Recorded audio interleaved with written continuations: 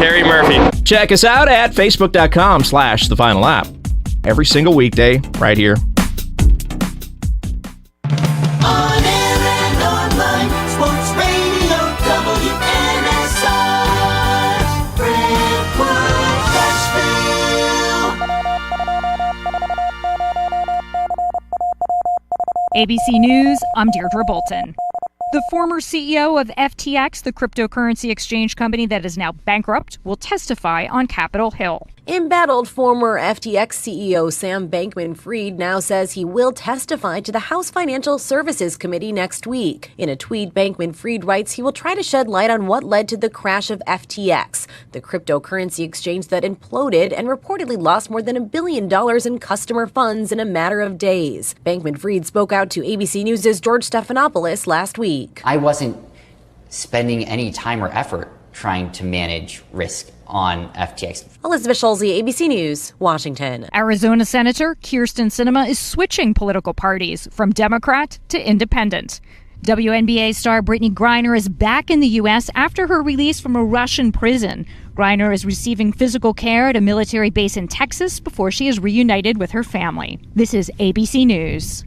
Do you know what people see when they Google you? Search engines don't always get it right. And when they're wrong, it's your reputation on the line. So what do you do when you don't agree with your search results? Call Reputation Defender at 800-401-6681. Reputation Defender by Norton is one of the most trusted names in online reputation repair. We have over a decade of experience in fixing people's search results, and we can help you too. Using cutting-edge approaches, Reputation Defender pushes unflattering information down to lower pages of your search results, where few people ever look. We also promote the good stuff so that it rises to the top, letting you put your best foot forward. Your good name is too valuable to leave to the whims of a Google algorithm. You owe it to yourself to take control with Reputation Defender. Visit www.reputationdefender.com or call 800-401-6681 for free advice on your situation. 800-401-6681. That's 800-401-6681. Are you looking for a trusted partner who knows AT&T business inside and out? ABS Communications is an organization built on the premise that telecom solutions and working with companies like AT&T can often be complicated, and the customer needs someone to help them navigate through these complexities. They make complex simple. Whether it's helping maintain, manage, or secure your business, ABS Communications is here to help with all your business telecom and mobility needs. Their business was built with the goal of simplifying the process of connectivity for the customer and establishing a long-term relationship of trust through transparency and accountability. ABS Communications is a top 5 AT&T authorized agent with over 200 years of AT&T technical experience. You can call Mark and the gang at 615-349-8588, or you can visit their website at abscomm.net. And remember, mention the McFarland Show to ABS, and you could get up to $250 in a Visa gift card for new ABS business customers. Listen. You can't handle the truth. It's about to go off. Live from the WNSR Strike and Spare studios. Just a bit outside. It's the McFarland Show with Darren McFarland and Fox 17's Justin McFarland. Show me the money! Call now at 615-844-5600. Oh, righty then. Now, the McFarland Show with Darren and Justin.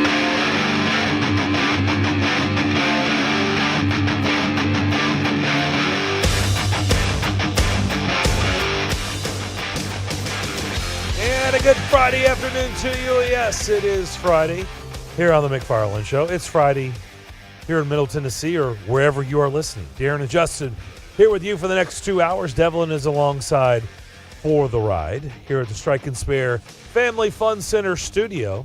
The studio's so big we could probably bowl. Absolutely. Probably could. It's that big. Absolutely. Yeah. Big in here. Plenty of Stretch room. out. Stretch out. How's everybody doing today? Doing good, man. It's a Friday.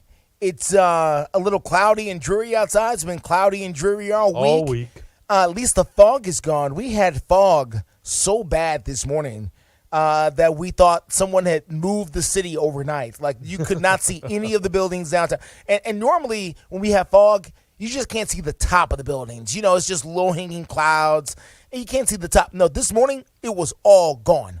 It turned into Nashville in 1883 this morning. I mean, it was the village of Nashville because if you wanted to go back to the way Nashville was before, you should have been up this morning around 5 a.m. and looked outside, and you would have gone right back to the way it was before the Batman building, before the LNC Tower, before the Pinnacle, before all that stuff, because you couldn't see any of it. It was all gone. Do you have pictures of Nashville in the 1800s? Do you? Sure. Yeah? I've seen them, yes. Yeah? During the Civil War, yeah. Okay. Nashville's got a lot. There's a lot of history. I heard that traffic wasn't near as bad.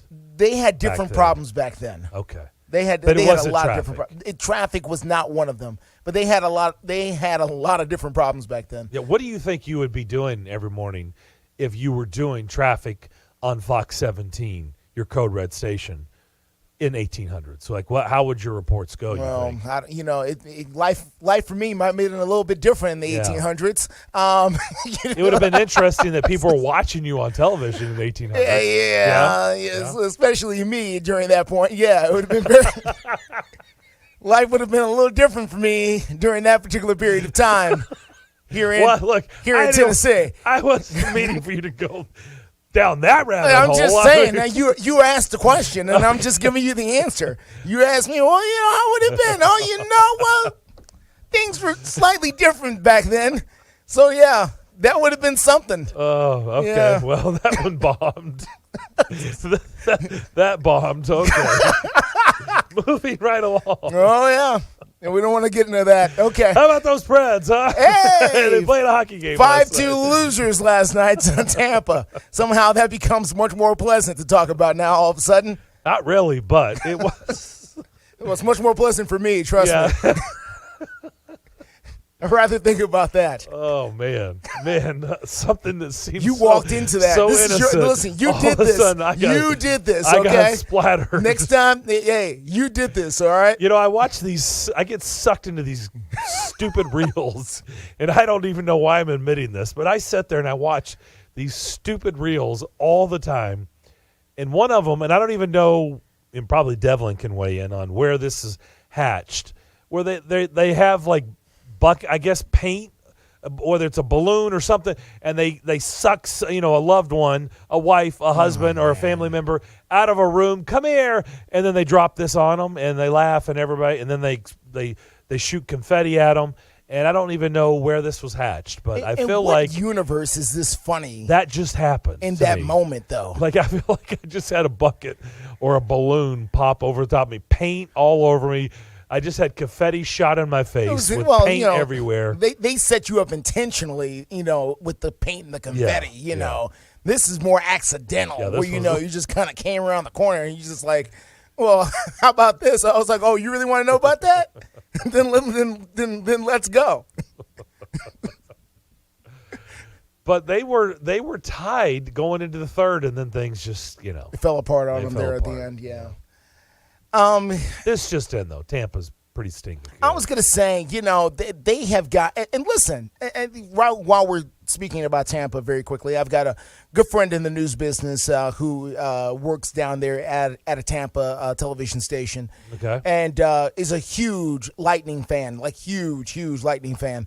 And the amount of success, she posts pictures at their parade and all that kind of stuff, having the time of her life. What has been the key for them to be this good for as long as they have been? And I'm asking that as obviously as a casual observer of the game of hockey and learning more. What is it for them that's made them so good for the last 5 to 6 years or so? What is my theme when we talk about this stuff?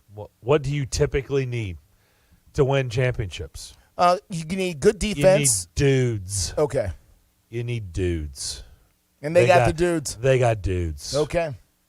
So did they win the draft lottery, or did they sign these guys? This Braden Point guy, every year he has over 100 points. That's kind of good, right? That's pretty good. Okay. It's pretty good. So, that Stamkos guy, he's pretty stinking good. Vasilevsky, who ironically is not having that great of a year, but he's been a stud for them. And that Victor Hedman, which, Victor Hedman, Roman Josi, they're the same, they're dudes. They're both dudes, right? Okay. It's not like the Preds don't have dudes. Well, I guess they have dudes, but they don't have dudes. They You don't know have what I'm those talking dudes, about. though. Right. You know what I'm talking about. The guys that Yeah. are just the elite of the elite. Okay, and they have more of them, I take it, than everybody else? They have more of them. They Okay. They All just right. do. Fair enough. They've got a really good hockey team. They've got a really good coach in John Cooper. And, they've done the right moves, too. They bring in guys like Pat Maroon and Corey Perry and, these just guys. Ryan McDonough. Yeah. Ryan McDonough, who got honored last night. Yeah, I saw the pictures, yeah. You got a Ryan McDonough day now in Tampa. How about that? That's crazy. What, December 8th? What is today? Yeah, December 8th is now Ryan McDonough day. That's crazy. In Tampa. Man, you've arrived. Or you're not arrived. You're there. Yeah. When you get a day named after you, man, that's pretty cool. Okay. They've been a smart organization. Wow. They've made a lot of really, really good moves. That has worked in their favor. So they're a well-rounded team. I mean, what's their weakness? Well, Kucherov, that by the way is another one. He's pretty good. That guy.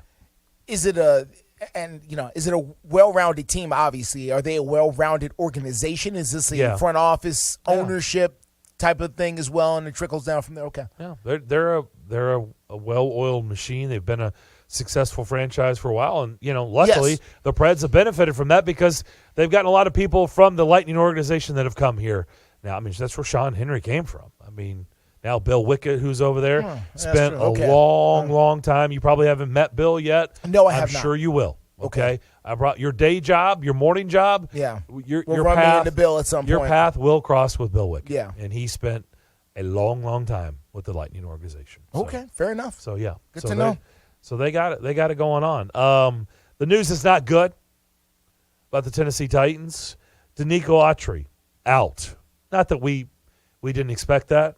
Traylon Burks out. Not that that's a great surprise, but it's just official. They're out. Christian Fulton out. David Long Jr. out. Trey Avery and C.J. Board out for the Titans. So that was what was ruled out today for Sunday's contest against Jacksonville. With the subtraction of Traylon Burks and C.J. Board, who just got here the other day, I heard the special teams coach talking recently about who was going to do some return work for them because C.J. Board had been doing that. And he mentioned Hassan Haskins and, a couple of other people, Chestnut, I think he mentioned as well, as far as trying to get some return action. And my question is this. They went into last week's game with 4 wide receivers healthy. Obviously, Traylon Burks gets hurt. Then they finished the game with 3 wide receivers. C.J. Board was one of the wide receivers. Yep, he was. He had a catch. So, who is going to be playing wide receiver now? Because if Traylon Burks is hurt and C.J. Board is hurt, that leaves 2, and I don't think they're going to start the game with 2 wide receivers. So who has returned for them to the lineup that we can look forward to coming up on Sunday as they try to take Jacksonville? Or are we just going to do Wildcat all game and just let Derrick Henry go for it? Ryan Tannehill have a seat. It's just going to be the Derrick Henry show. Wild card, snap, and go. That's what that's what it's going to feel like here because they don't have any receivers. They didn't sign anybody this week. I didn't see anything about a practice squad call-up. Racey McMath has been practicing all week, so I don't know. Well, so there's one. He said it went smooth. That was his comments after practice today. He felt good all week and it went smooth, whatever that means. So okay, maybe. Listen, I'm sure they have a plan. Maybe he's got to get back in the mix, which he's been out since what? Training camp? Yeah, I was going to say he hasn't played. But listen, I'm sure they have a plan about what they're doing. I just don't know what that is. And maybe there's a couple of other guys coming back off of injury that are going to be ready to go. But this sounds real thin coming in the door here again. And they didn't make any moves this week to try to add any depth at all. And I know, well, who are you going to go get? Yeah, I got you. But you have to go get somebody. You can't just have nobody at receiver, I would think. Unless we go to just line up Chickakwanko at receiver and just let him be the receiver. I mean, a lot of people say he looks like a receiver anyway. So just let him play the number 3 slot and forget it. I mean, it may be what they're going to do because they're thin. It seems like a Derrick Henry type of game because I don't know if you've looked at his numbers against Jacksonville. I have. Yeah, it's pretty sick. Averaging 102 yards and a couple of touchdowns per game is what he's averaging. And I think 11 career starts against Jacksonville. Well, he has 4 career games where he had 130 or more yards rushing and 2 or more touchdowns in the same game, and that was against Jacksonville. Yeah. So I know his 2 best.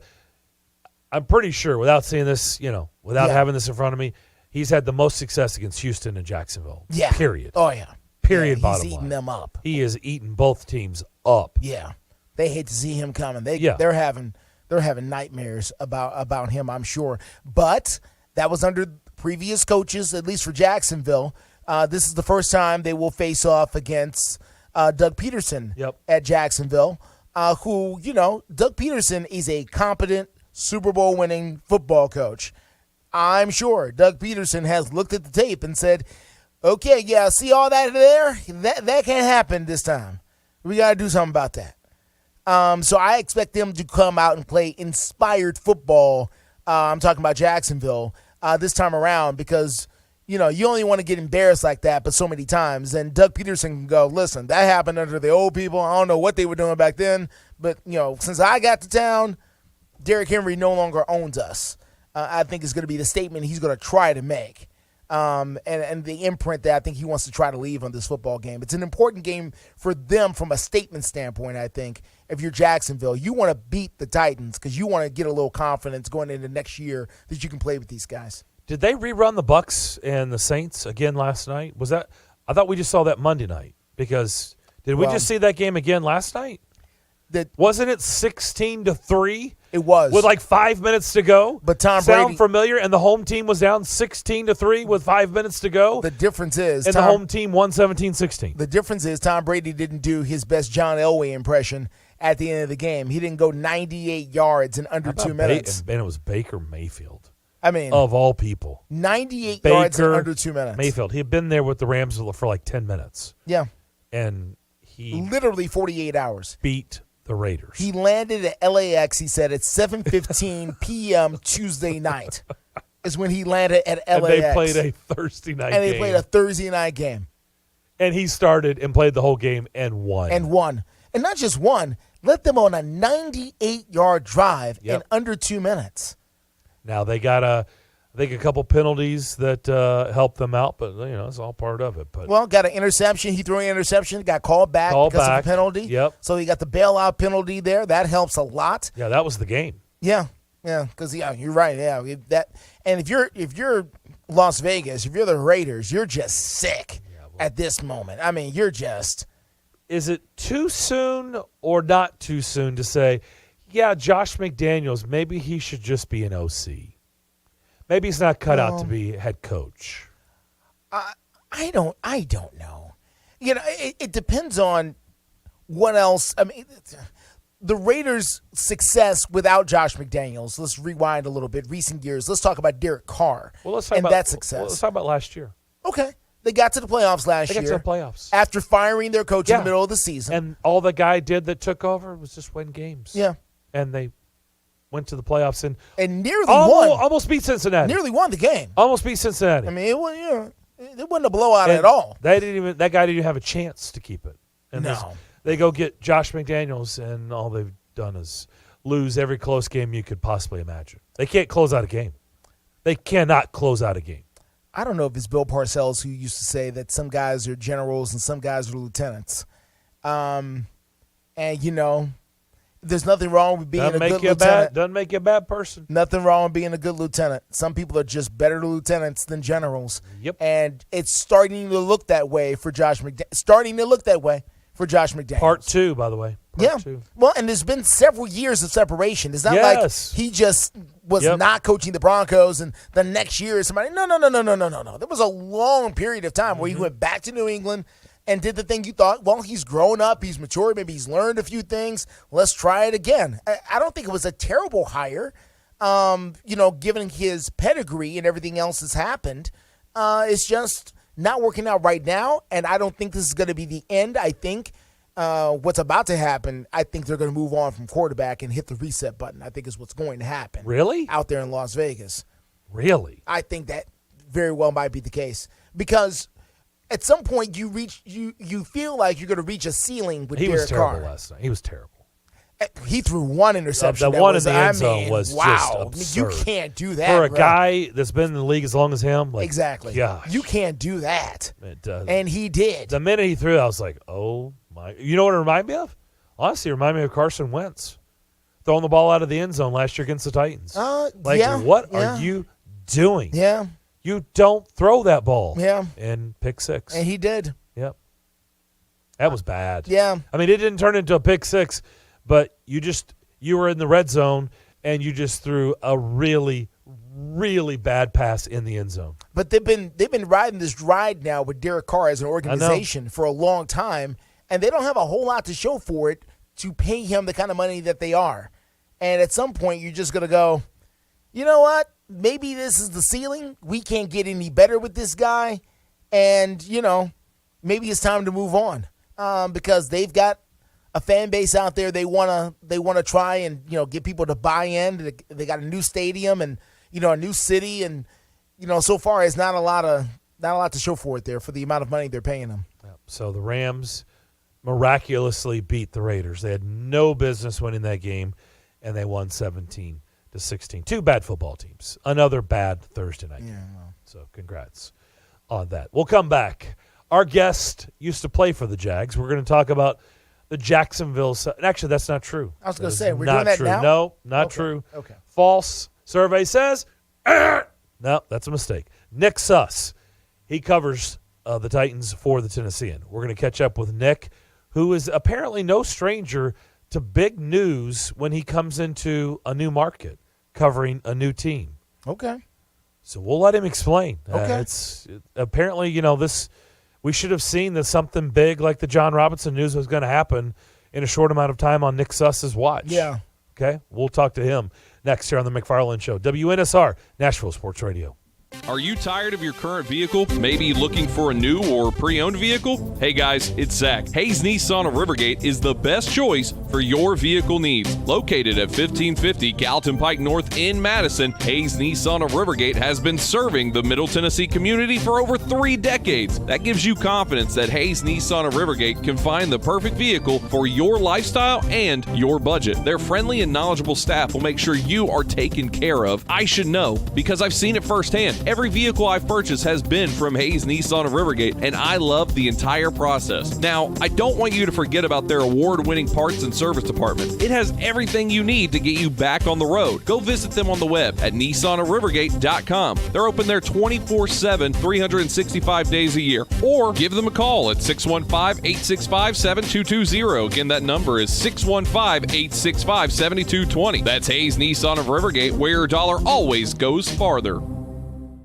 Douglas is a real Prevagen user and paid testimonialist. My name is Douglas. I'm 79 and I live in Chicago.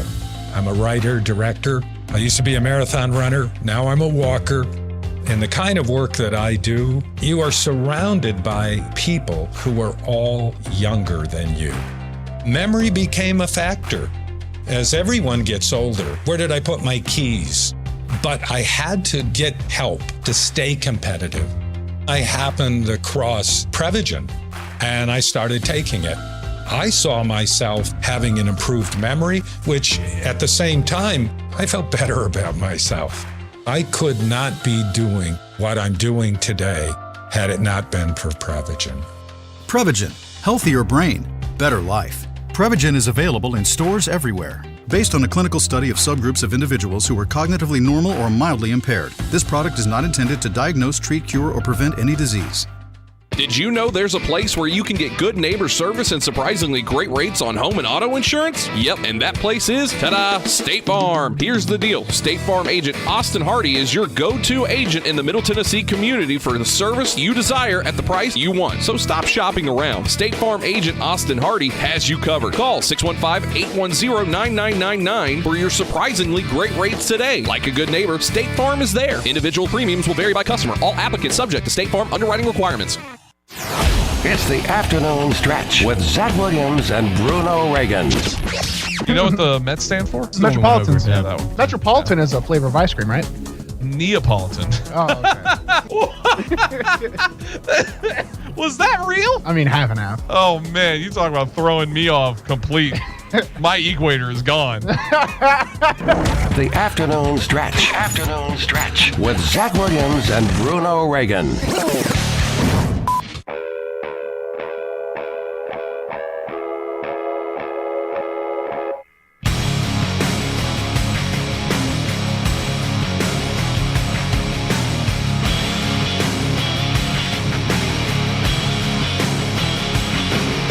Back here on the McFarland Show on this rainy, gray Friday afternoon again. But as I've said all week, we'll try to bring some sunshine into your life. Darren and Justin here with you. Strike and Spare Family Fun Center studio. Let's catch up with Nick Suss, who covers the Titans for the Tennessean. And I teased. Oh. All right. No problem. No problem. It's all good. No, listen, and we're looking forward to talk to him because, Nick Suss, apparently he's got a lot going on as far as breaking news in a brand new city. Also, I want to ask him about this wide receiver situation if we can because I got to know. Like, who are we going to see out there running around coming up on Sunday as the Titans take on the Jaguars here?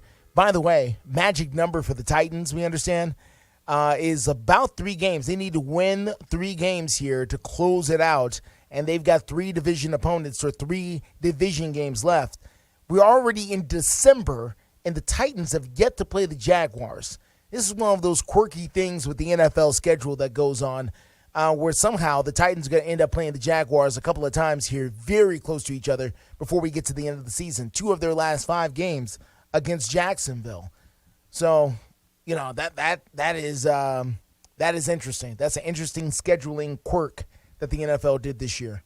Looks like Joe Mixon is set to return for the Bengals. Okay. He's been out with concussion protocol, or he's been out due to concussion. It looks like he's not even listed on the injury report today, so everything I'm seeing on Twitter says all signs are pointing to him playing against the Browns. I mean, if you're Cincinnati, their other running back, P. Ryan, has played so well. Played great.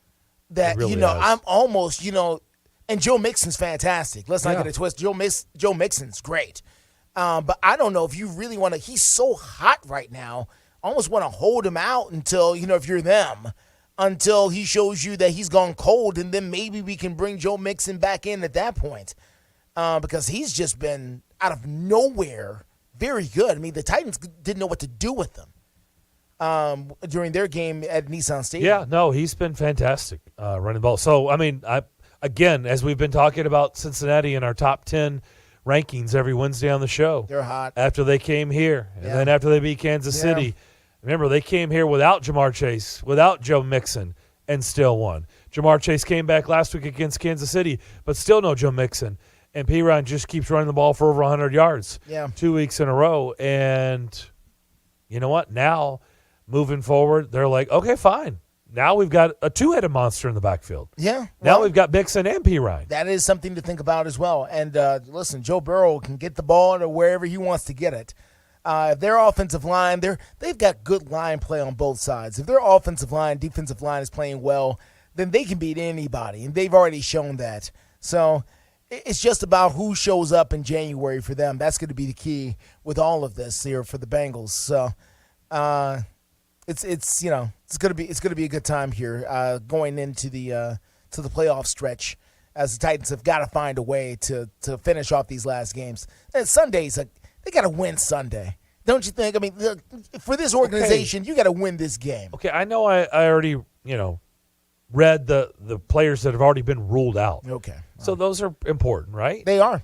But why is the game is here, correct? It's It not in is. Jacksonville. Yes, it's the game is here. here. Okay, that's what I'm just Sure, that's trying to make sure I'm passing out the right information. Here. Yeah, the game's here. The line is 4, the Jags, and Trevor Lawrence hasn't been practicing all week. Yeah. The line is 4 against Jacksonville. Listen, here. When has the line ever done right by the Titans? When is that? 4 points. Yeah. It's been like 3.5, 4 points. The Las Vegas has never really liked the Titans at all because the Titans don't play by Las Vegas's rules. They just don't. And when I say Las Vegas's rules, what I mean is the Titans don't have a marquee quarterback. And when the Titans don't have a marquee quarterback, they don't know what to do with the Titans. They don't know what to do. The marquee quarterbacks, they can kind of scheme them out and kind of figure them out. The Titans don't have a marquee quarterback. They have Ryan Tannehill, who's been a very capable quarterback, but he's not Patrick Mahomes or Joe Burrow or Aaron Rodgers or the other guys. And so they don't really know what to do with them this whole time. And that's been, so you can't pay attention to what Vegas is talking about with the Titans. They're not into Titans football for real out there in Las Vegas. They don't know. Are you saying Vegas doesn't know? What? About the Titans, they don't. No, they know about everybody, man. They didn't know about the SEC championship game. They didn't know about that. What are you talking about, the over-under? Yeah. Yeah, and I was quick to point out, the 50, over 51 is the play. Points. Yeah. It ended up being 80. Yeah. No, they don't always get everything right. They were off on that. I understand. Well, over-unders are that's kind of tricky, quite honestly. No. You don't know. I guess so. The other thing was the Jags. Remember when Cam Akers was wanted out of L.A. and he was, Yeah, absolutely. disgruntled, wanted to trade, and the Rams never traded him? Now he's been running the ball really well. Mm-hmm. Like last night, he had a touchdown. The Jags, and they sent Darrell Henderson Jr., he was claimed by the Jags. Yes. Off waivers? Yes. Well, he's back on the waiver wire because the Jags have already released him. Oh, wow. So I want to say Darrell Henderson Jr., his days are probably becoming numbered in the NFL. He must have blown a tire or something. Listen, the wheels aren't right. And again, Father Time is undefeated, okay? Undefeated. You wake up one morning, it's not working like it used to. It just happens. So, who knows what's going on there, but clearly maybe we've reached the end of the line for NFL running back if you're Mr. Henderson there. Trevor Lawrence is questionable for Sunday's game, left toe injury. Receiver Zay Jones has a chest injury, and he is questionable as well. Plus, they've got a linebacker who's been ruled out with an ankle injury and a safety that's got a shoulder injury and is questionable as well. So, Trevor Lawrence is the key, though. That is the key. He is.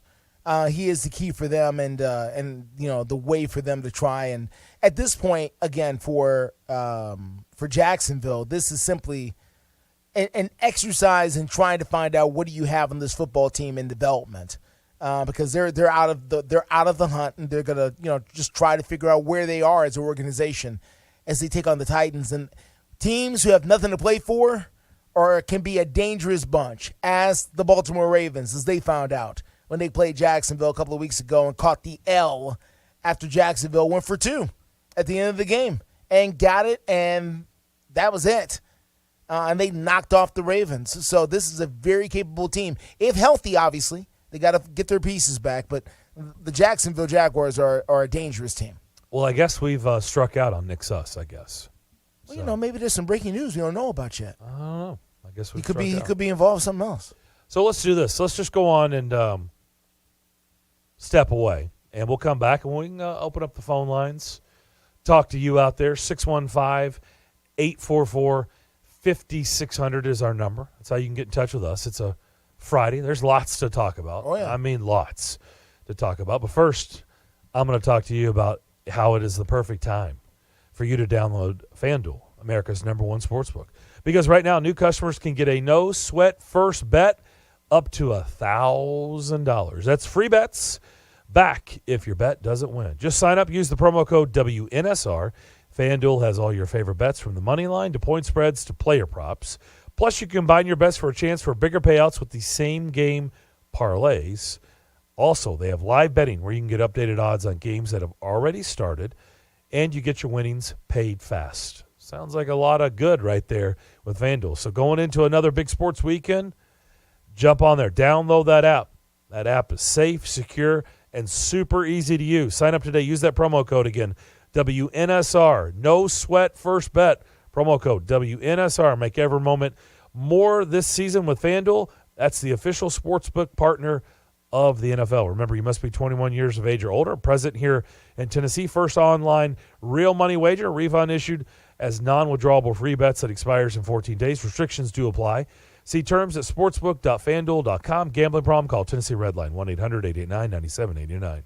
Hey guys, it's Zach. Now is the perfect time to download FanDuel, America's #1 sportsbook. Join today to get started with $150 in free bets guaranteed when you place your first $5 bet. That's free bets back if your bet doesn't win. Just sign up with our promo code TAS. There's so many great deals. You can combine your bets for a chance at a bigger payout with the same game parlay. And you get paid your winnings fast, all on an app that's safe, secure, and super easy to use. Don't fumble your chance to get $150 in free bets, win or lose, with promo code TAS. Make every moment more this season with FanDuel, official sportsbook partner of the NFL. In the state of Tennessee, you got to be 21 and up and present in Tennessee. First online real money wager only. $10 first deposit required. Bonus issued as non-withdrawable free bets that expire 14 days after receipt. Restrictions apply. See terms at sportsbook.fanduel.com. Gambling problem? Call the TN Red Line 1-800-889-9789.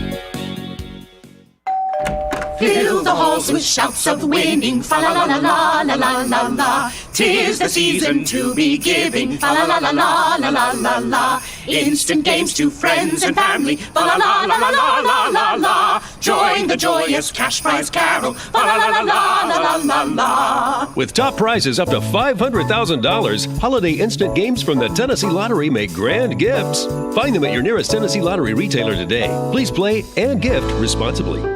Are you suffering from bad gift giving? Look for the signs. Do people avoid eye contact when opening your gifts? When your friends say, you really shouldn't have, do they really mean you really shouldn't have? On more than one occasion, have you been re-gifted the same gift you gifted that person the year before? If so, the new Holiday Instant Games from the Tennessee Lottery might be right for you. Available now at your local retailer. The Tennessee Lottery. Game-changing fun. Please play responsibly. Side effects include invitations to more parties and less awkward looks at gift exchanges.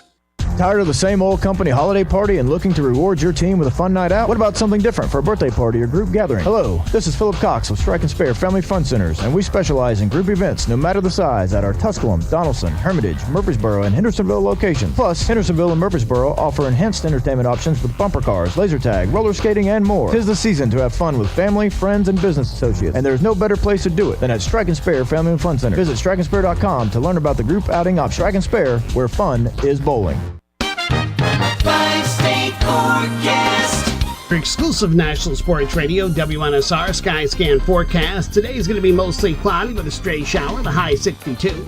Partly to mostly cloudy tonight, low 44. Saturday, cloudy showers become increasingly likely, high 58. Some sun Sunday. Utilizing the resources of the Weatherbug Network and National Sports Radio, I'm WNSR's meteorologist, Jim Renaud. Sports Radio, WNSR. Back here on the McFarland Show, Darren and Justin here with you on this Friday afternoon. I teased that we should have known something big was going to happen because Nick Suss is now on the beat covering the Titans for the Tennessean. Apparently, according to his Twitter account, big things happen whenever he takes over a beat. Nick, you care to explain? Yeah, no, hey. I've been on 7 beats, I want to say, in my career over the last 10 years or so. And within my first 6 weeks or so on the job, every single time I have either covered a best player getting suspended or quitting on the spot, or a coach or GM getting fired. Every single time, without fail. Covered LSU, Les Miles gets fired 10 days later. Covered Ole Miss, DK Metcalf breaks his spine the day I get there. Just a long series of oh-nos and whoopsies. And so, yeah, John Robinson getting fired as GM in my 5th or 6th week on the job. I was just like, you know what? That's old hat for me at a certain point. Yeah, these are some, cover the news. These are pretty doozies, but I have to believe that John Robinson might be Les Miles getting fired, that's pretty big. Obviously, the Ole Miss stuff. I think, Gurley got suspended when you were on the Todd Georgia Gurley. beat. Alex Rodriguez just randomly retired in the middle of the season. The summer I was interning covering the Yankees. Oh, wow. when I was covering the Phillies one summer, their manager, Ryan Sandberg, just resigned about a month into me doing it. It's a trend. I had a friend who texted me when he saw the J-Rob news and just said, at a certain point, teams are going to pay you to not cover them. I was going to say, do you think it's them or it's you, Nick? What do you think?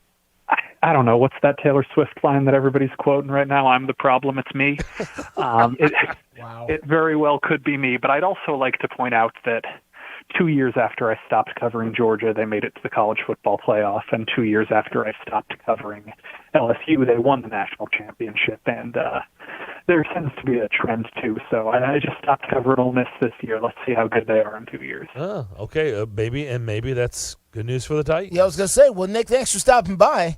We'll check in 24. Moving on to your next assignment at this point, Nick. You know, I hear there's going to be turmoil in Washington. Maybe you should head up that direction. Shortly after you get there, I think they may have some news for you. New ownership. Oh, my gosh. So what do you make of, I know, again, you haven't been here long, but what do you make of now that you've researched all this and I know you've been writing stuff about one, there really isn't a precedent, right, in the league of a team being above 500, a team that looks like they're going to win their division, go to the playoffs, have had success on his watch, and firing him in the middle of the season. Yeah, no, there's no precedent of this, and there's also no clear indication of what's next. And I think that's a little bit more fascinating. Because, clearly this is unprecedented weird stuff to fire your GM when you're about to win your division for the third straight year. But when Amy Adams-Strunk says that she's making this move because the team has higher aspirations, you start to wonder, are they doing this because Robinson wasn't making enough moves to win now? Or are they doing this because Robinson was making moves necessary to win now that are hurting the team in the future? And I really don't know what the direction is. And I don't think we're going to know what the direction is until this offseason when you see what do the Titans do with Taylor Lewan's contract? What do the Titans do with Ryan Tannehill's contract? What do the Titans do with these kind of tentpole centerpiece figures who have helped the team make it to the playoffs? I guess this year, if they make it, it'll be 5 times in 6 years. But they're big contracts for guys on the wrong side of 30 at premier positions that actually pays you to draft well and be cheap on for 4 or 5 years while they're on their rookie deal.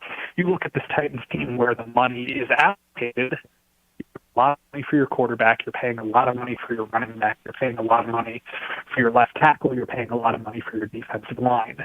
Those are 4 incredibly important positions, depending on your interpretation of how valuable a running back is. But they're also the positions where if you draft them well, you can save money there and pay at the margins to actually have the star talent that most other teams don't have. And so the question is, are they going to try and save this money, or are they going to try and ratchet up the money and win while this core is still here? That's the thing that's fascinating, and whether or not you thought John Robinson could have been the GM to do that, it's fascinating that they're not letting him try. You covered A.J. Brown at Ole Miss. Yep. There's no doubt that stuff in Philadelphia was directed. I even brought it up on Monday's show. It was directed. In fact, we had Gentry Estes on, who was in Philadelphia, and I said, that was directed at John Robinson. I know I'm not very smart, but I'm smart enough to figure that was directed at the organization and, more importantly, John Robinson. So we're all trying to figure out why. What was, as they say, the saying, what was it? What was the moment, the straw that broke the camel's back? Was it A.J. Brown? So where are you at on trying to figure out why it came to the news getting out there Tuesday morning that they were moving on from John Robinson?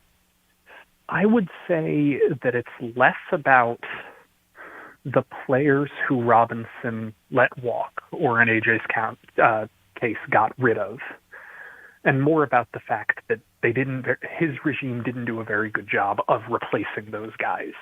It's one thing to let Jack Conklin walk. It's another thing to try and replace him with Isaiah Wilson. It's one thing to let Logan Ryan and Adoree Jackson walk. It's another thing to try and replace them with Caleb Farley. you keep going down the line. And I think Traylon Burks is going to be a really good player, which is why I think the AJ trade might not have been that important from a team perspective as it was from a perception perspective, from a way you're viewed when you let your best player walk and then your best player goes 8 for 119 and 2 against you. Obviously, that's going to sting. That's going to be hard from a PR perspective.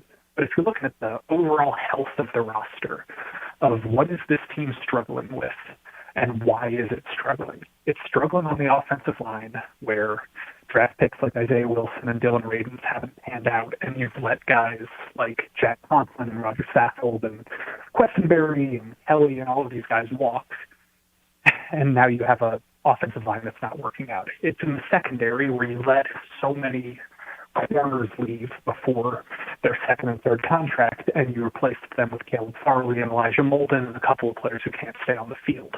It's a receiver where you trade A.J. Brown and you let Corey Davis walk and you don't retain your tight ends for a while. You get rid of Jonnu, and suddenly you replace them with Traylon Burks, and Julio Jones doesn't work out, and Robert Woods isn't really working out, and now you've got Nick Westbrook-Akine and a bunch of guys who have never caught a pass, and that's kind of the thing that I don't know if there was a strong signals back. I think there was a dumbbell that broke the camel's back. I think it was pretty notable, the mistakes and missteps that they made. Now, was that irreconcilable?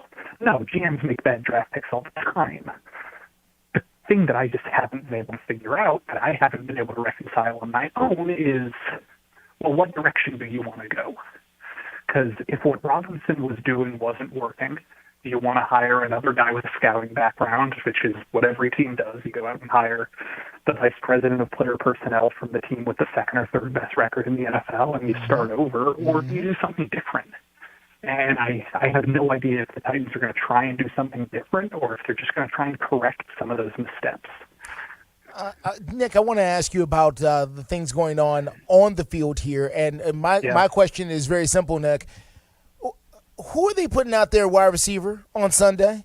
You had 2 wide receivers who are not available all of a sudden, C.J. Board and Traylon Burks. You went into last week's game with only 4 wide receivers available, and you lost 2 of them to injury. I know we're going to get Racey McMath coming back, we believe, but who else is playing receiver for this football team on Sunday?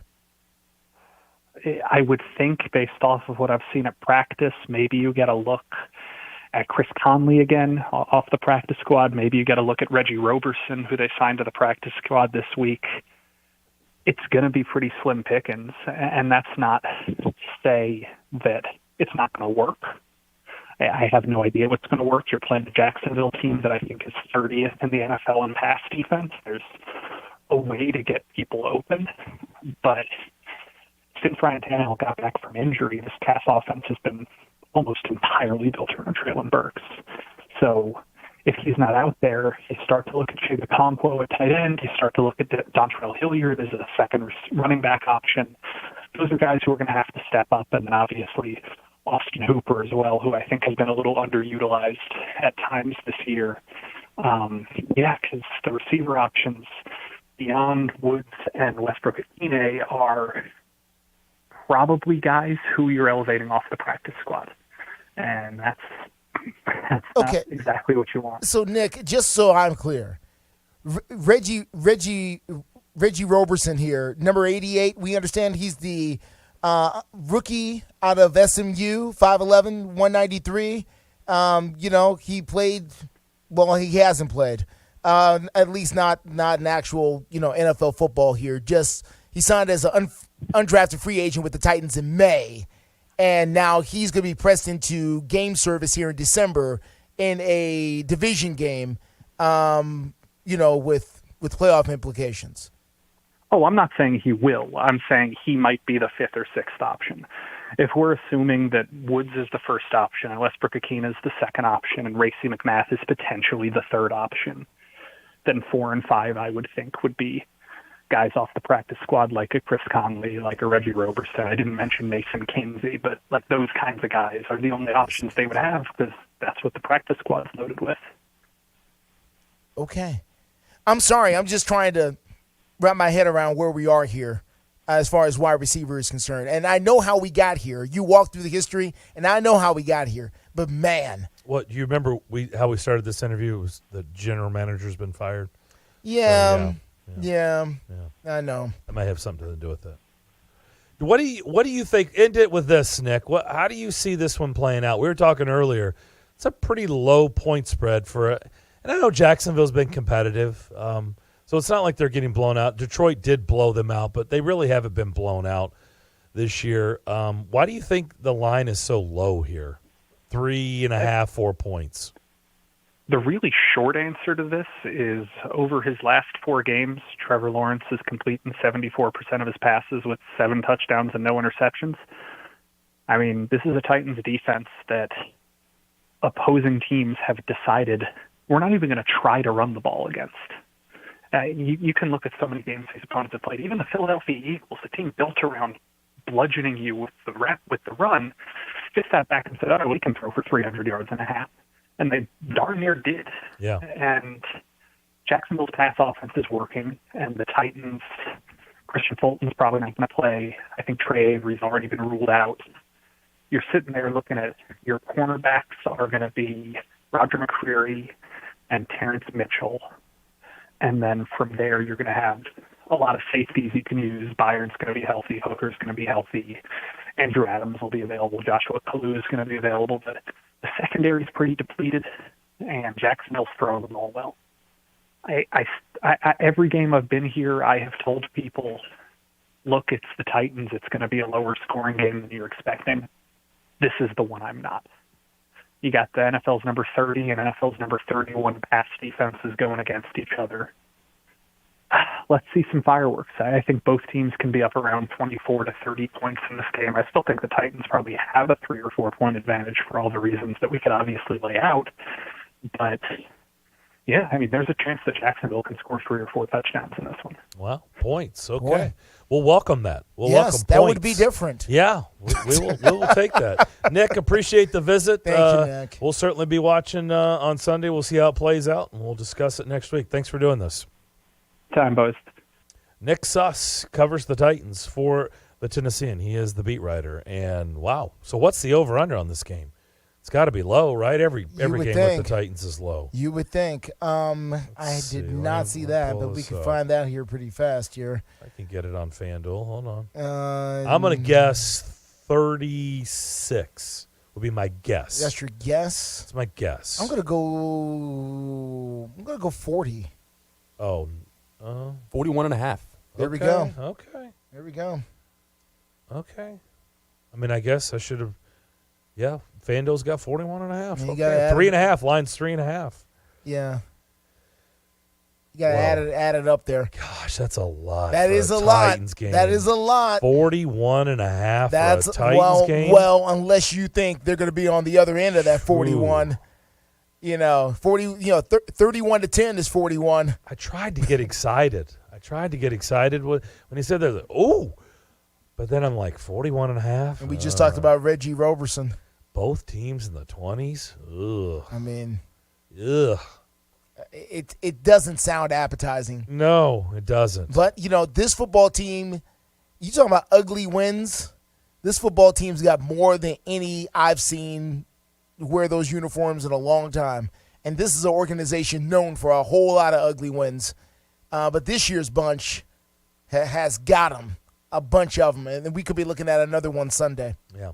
All right, let's step away. Good stuff from Nick Suss. We'll get the Jacksonville perspective to kick off the second hour. More of the McFarland Show next. Texting enrolls you into recurring automated text messages. Consent not required to purchase. Message and data rates may apply. Hey, Dan, how you doing? Haven't seen you around the gym. Yeah, I've really fallen off. Since I turned 40, I just don't get the results I used to get. Could be lower testosterone. I went through it a while back. I got Nugenix Total T, and it's made a huge difference for me. I've seen that on TV. Is it for real? Oh, yeah. The patented key ingredient is something called Testofen, which helps boost free and total testosterone levels to help you trim up and stay lean. And it's made a difference for you? Man, I feel like I'm in my 20s again. At work, work, in the gym, and in the bedroom. Are they still giving out complimentary bottles for people to try it for themselves? Yeah, you just need to send them a text. Text STAPLE to 321-321 right now for your complimentary bottle of Nugenix Total T. Plus, text now and we'll include a bottle of Nugenix Thermo, our most powerful fat incinerator ever, to help you get back into shape fast. Absolutely free. Text STAPLE to 321-321. That's STAPLE to 321-321. Products and statements have not been evaluated by the FDA. These products are not intended to diagnose, treat, cure, or prevent any disease or illness. Hey guys, it's Zach. Give the gift of play with the team at Play It Again Sports in Brentwood and Hendersonville. Stop in and stock up on a huge selection of new and gently used gear and equipment. Maybe you need some cash for the holidays. If you have too many bikes, inline skates, hockey, or other sports gear that you don't use anymore or it doesn't fit, get cash on the spot for your unused gear at Play It Again Sports in Brentwood and Hendersonville. They have the trained staff to help you sell your gear and help you find the perfect gift for the holidays, like a new baseball bat, lacrosse stick, yoga and workout gear, or equipment for a home gym. Or maybe you're like me and you love perusing golf clubs. Go check out what they have in their used inventory. I'm always in the Hendersonville store checking out their used golf clubs. So get cash for your holiday gifts when you sell your gear at Play It Again Sports in Brentwood and Hendersonville. And make sure to tell them Zach from Nashville Sports Radio sent you. That's Play It Again Sports in Brentwood and Hendersonville. Hey Nashville, Ray here from Run With It. Let me tell you about our sponsor, Boom Boss Craft Pizza and Tap House. And with 4 locations in Bellevue, Murfreesboro, Spring Hill, and East Nashville, they're your home for the best gourmet pizza and craft beers in Music City. Join me on Monday nights at the East Nashville location for poker night. And if you think you know everything, try Wednesday night trivia at both locations. Gourmet pizzas, craft beers, online at boombozz.com. Boom Boss Craft Pizza and Tap House. It's a Bill King Show. In Little League football, they play it off. You can't do it in college football, Bill. You got to come up with a bunch of computers and some BCS cockamamie scheme. My answer was yes. It's unique. Absolutely love it. I go into my garage every day and make sure there are no dust particles on those BCS computers. I do that. Weekday mornings beginning at 6 on Sports Radio 560 on 95.9 FM.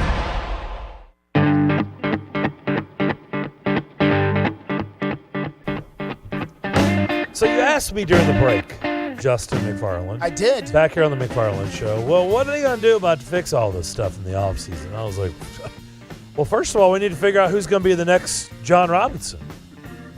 So Nick Suss, who we just talked to, put out a list of on the Tennessean of 16 potential candidates to replace John Robinson. Now, the first 4 that he listed were all in-house. Now, 2 of the 4 were Ryan Cowden and Mike Vrabel. Look, we've already talked about this. Mike Vrabel does not need to be the option. It just does. It's too much. There's a reason why there's someone who's a full-time general manager that gets paid handsomely, and there's someone who's a full-time head coach that gets paid handsomely. Like, you don't need to combine the two. You just don't. It's a bad idea. And I'm not sure he even wants to do it. Well, we don't know, though. That's true. We don't know. You're right, but we don't know. Because you got to want to do that. Not everybody wants to do that either. Well, I think a lot of people do want power, but yes, there's a lot of responsibility that comes with that. It blew up in Bill O'Brien's face with the Texans. It wasn't a good idea for Jeff Fisher, who wanted that. And, he accomplished that twice here and with the Rams, and it wasn't good at all. He's not a general manager. He's a head coach. Yeah. He's not a general manager. It's just, and I think, Belichick, I get it. Bill Parcells, don't want to just cook the food. Don't want to shop for the groceries. Okay, I got it.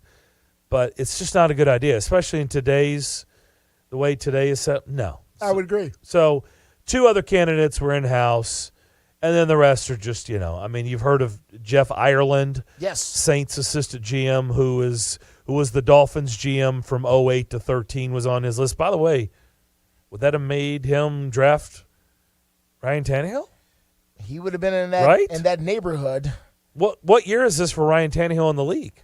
I'm checking it out right now here. I think he would have been responsible for Tannehill, right? He would have been in that ballpark here. Let's see. Tannehill's first year in the league was 2012. Yeah. So that would be Jeff Ireland. Yeah. I don't know how people feel about that, but we're just passing that along. There's a guy, people aren't, fans are going to know these guys. Dan Morgan, Carolina Panthers assistant GM. Was it Dan Morgan, the former player who was a really good player? The linebacker, right? Yeah, former All-Pro, Pro Bowl linebacker. Yeah. I didn't know he was the assistant GM. I didn't know that of the Panthers. But isn't that interesting? If it was to be him, don't we already have another guy that's already here from the Panthers organization with strong ties to the Panthers organization? The current interim GM was with the Panthers for 16 years. You're talking about Ryan Cowden? Yes. Yeah. 16 years with the Panthers. So. Yeah. So, I mean, I guess it's not a bad organization to borrow from. I'm just saying, if you want the Panther guy, I think we already got him. Right. That's your point. Yeah. If you want Panther guy, like you said, then it's Ryan Cowden. Yeah, he's been here 7 years. Yeah, you don't have to pay for the moving expenses. He's already here. So, do you think it's going to be in-house? Or do you think they go outside? I think it's going to be in-house. I do, because for Miss Amy Adams Shrunk, who's the owner, it is all about her being comfortable, and I think she is going to be comfortable with people who are already here versus people from the outside. I also think if Coach Vrabel is going to have something to do with the person being hired, unless he has got somebody in mind that he has been dying to work with, which he might. Coach Vrabel has been around football for a very long time. He knows a lot of people. I would think it would be easier for him to work with somebody who's already here, who he already has a working relationship with, who's already familiar with the roster, to go ahead and just continue to move in a different direction than what J-Rob would have been doing. Well, to my knowledge, they have not hired in-house, correct? Well, Rustin Webster was in Seattle when they hired him. John Robinson was in Tampa when they hired him. They needed a consultant to hire, a couple of those guys because, there was no football people in the building. I was going to say Mike Reinfeldt was one of those guys, right? And that's because they knew him because he used to play for them. Yes. That was a Steve Underwood thing, maybe. Yeah. Yeah. Where Mike Reinfeldt, I think, was not actually Bud Adams probably played a part in that. That's true. Right? In fact, I think he was currently in Seattle as well, I think. I have to review my Titans GM history. We'll switch gears and talk about the Jags to kick off the second hour. Next. On air and online, Sports Radio WNSR, Brentwood, Nashville.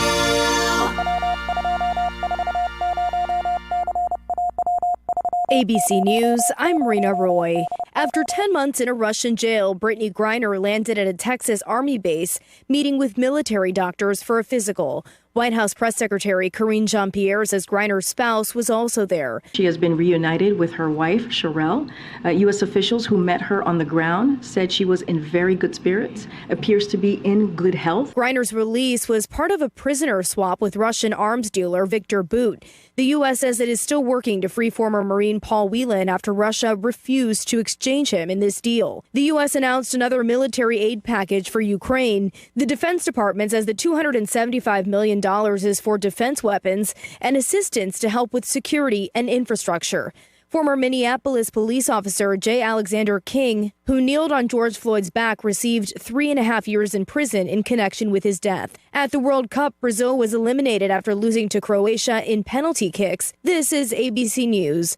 Eric was way behind on his taxes. I owed a lot of money to the IRS, almost $15,000. I tried to make payments. The IRS wasn't satisfied with Eric's efforts, so they came after him full force. They're coming to put a lien and a hold on all my income, my home, my car. I was just overwhelmed at what to do. Then Eric called Optima Tax Relief. When Optima Tax got involved, the calls would stop, the threats would stop. It was easy like 1, 2, 3. Optima Tax Relief is A-plus rated by the Better Business Bureau, and their team of expert tax professionals took care of Eric's problem. I owe $15,000, and now my debt is clean. I don't owe anything. Take Eric's advice. If you have a tax problem, you need to call Optima Tax now. Call Optima Tax Relief for a free consultation. Call 800-343-6460. 800-343-6460. 800-343-6460. Optima Tax Relief.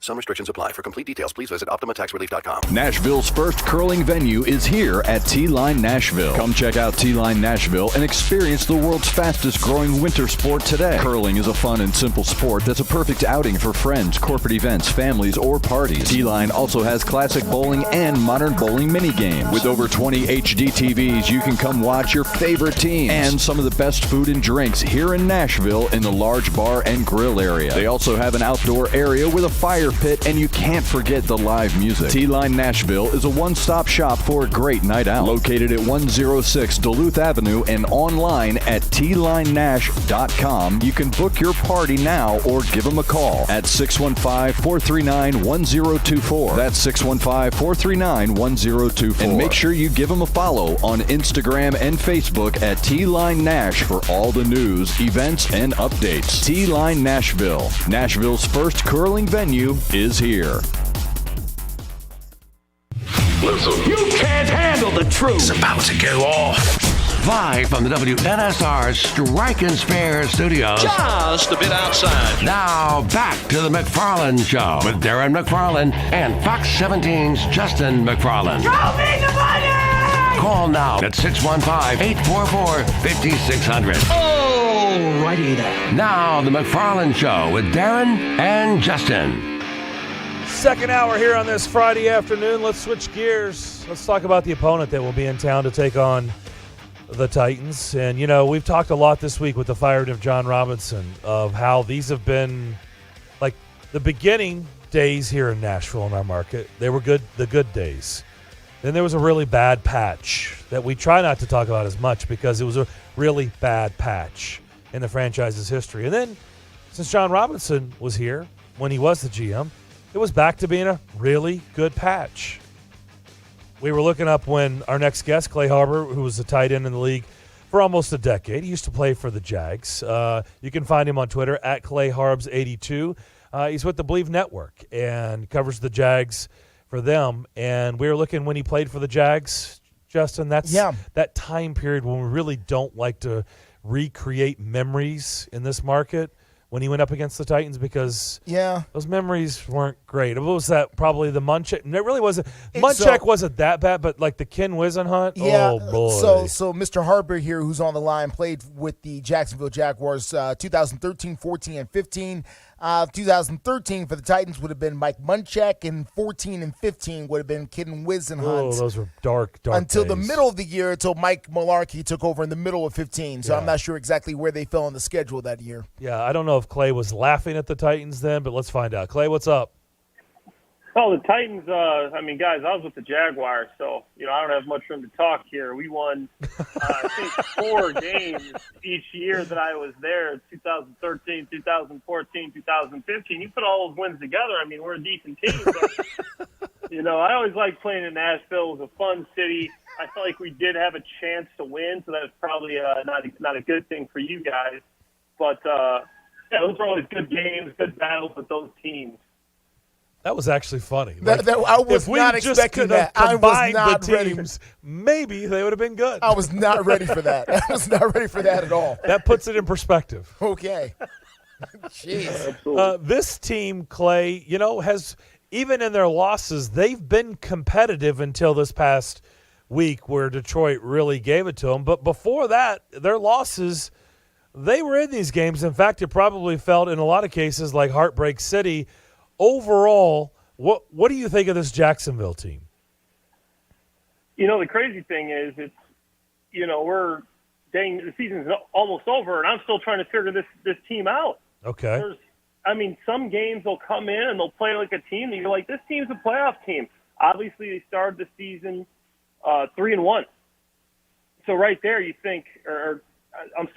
You think this team is a good team. They lost a tough one to the Eagles, a tough one to the Texans, a tough one to the Colts, tough one to the Giants, tough one to the Broncos. All these games they should have won. Then they get a big win against the Raiders.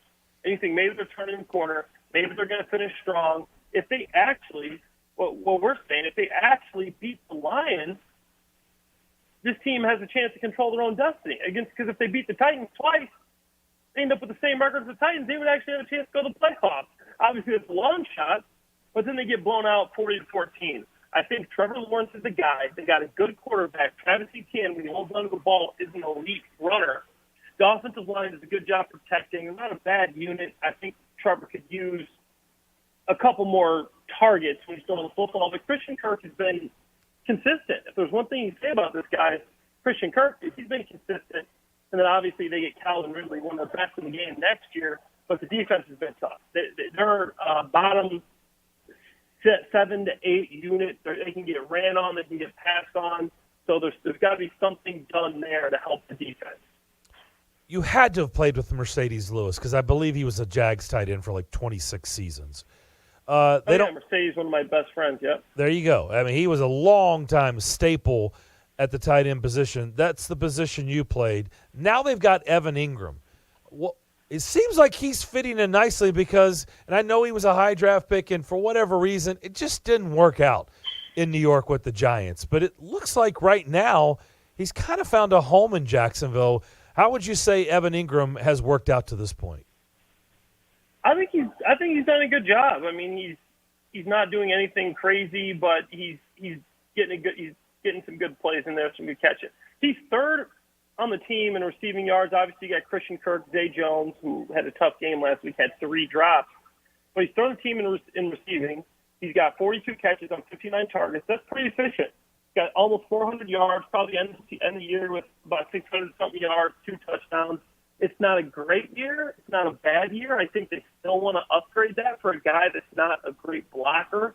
You typically want to see more receiving out of him. But in his defense, when you're a guy that's out there on certain plays, right, you're a formation-type player, you're not going to get as many targets, as many of those easy catches, the play actions, because they got Chris Manhurst and Dan Arnold in the game for the different packages. So overall, I think he's done a good job. He hasn't shown me that he's a superstar by any stretch, but tight end is an elite position in the NFL right now. There's not a lot of great tight ends out there after the top couple with Travis Kelce, Dallas Goedert, Kittle, guys like that. They drop off. Mark Andrews probably. He's another one who's good. Mark Andrews, yeah. Clay Harper's on the line with us, covers the Jags at Believe Network. Trevor Lawrence, I am a guy that Trevor Lawrence, his senior year, I was begging the Titans to tank for Trevor Lawrence. I was like, he can't miss. Like, it is time for a franchise quarterback in this market because we had gone through Luck and Vince Young and Marcus Mariota. It just has not worked out. They've tried. I know. Here we go. Bad memories again. Jeez. And I was like, for goodness sakes, can we just get a franchise elite quarterback in this market and just suck for Trevor Lawrence and just get him? Well, obviously they didn't listen. He ended up in Jacksonville. And I think you throw out last year because that was a complete disaster at head coach. This year has been okay. He's made strides, but I still don't know what he is. Because I thought he truly was can't miss. Like Andrew Luck, you name it, all the can't miss, #1 overall draft picks. I thought he fit into that category. How do you assess Trevor Lawrence to this point, Clay? I think Trevor Lawrence has done a good job, and I don't think a lot of these losses has been his fault. The game like the Eagles game, he had 5 fumbles, so 4 fumbles. It was a monsoon. You could blame that on him. But overall, I think he's done well. He's got 17 touchdowns, 6 interceptions. Over the last, I think, 5 or 6 games, he's top 5 graded passer in the NFL, according to PFF. He's graded well on every metric, and he's got a 93 rating. I think he's done a pretty good job, comparatively speaking, with the team he's had. If they've won some of these games and he has these same numbers, obviously I think people look at him more favorably because they've lost the games like they have. I think that people are starting to say, hey, is this the guy? Is he really this generational talent that we thought we had? And I think he is. He's completing over 65% of his passes. He's almost at 3,000 passing yards, almost 240 a game, 17 TDs, 6 picks. And he's getting better every game. He's improving. And I think that Doug's done a good job with the offense. I think the biggest problem is with turnovers, untimely penalties, bad defense. And, this Jaguars team is, unfortunately, I hate to say it, they're a bad team right now. And before you can learn how to win, Bill Belichick used to tell us, and I had a cup of coffee out there in New England, the first thing he ever said to our team, before you can win, you got to learn how not to lose. And this team doesn't know how not to lose. And overall, I think Trevor Lawrence will be that guy. And I think next year he's going to get Ridley.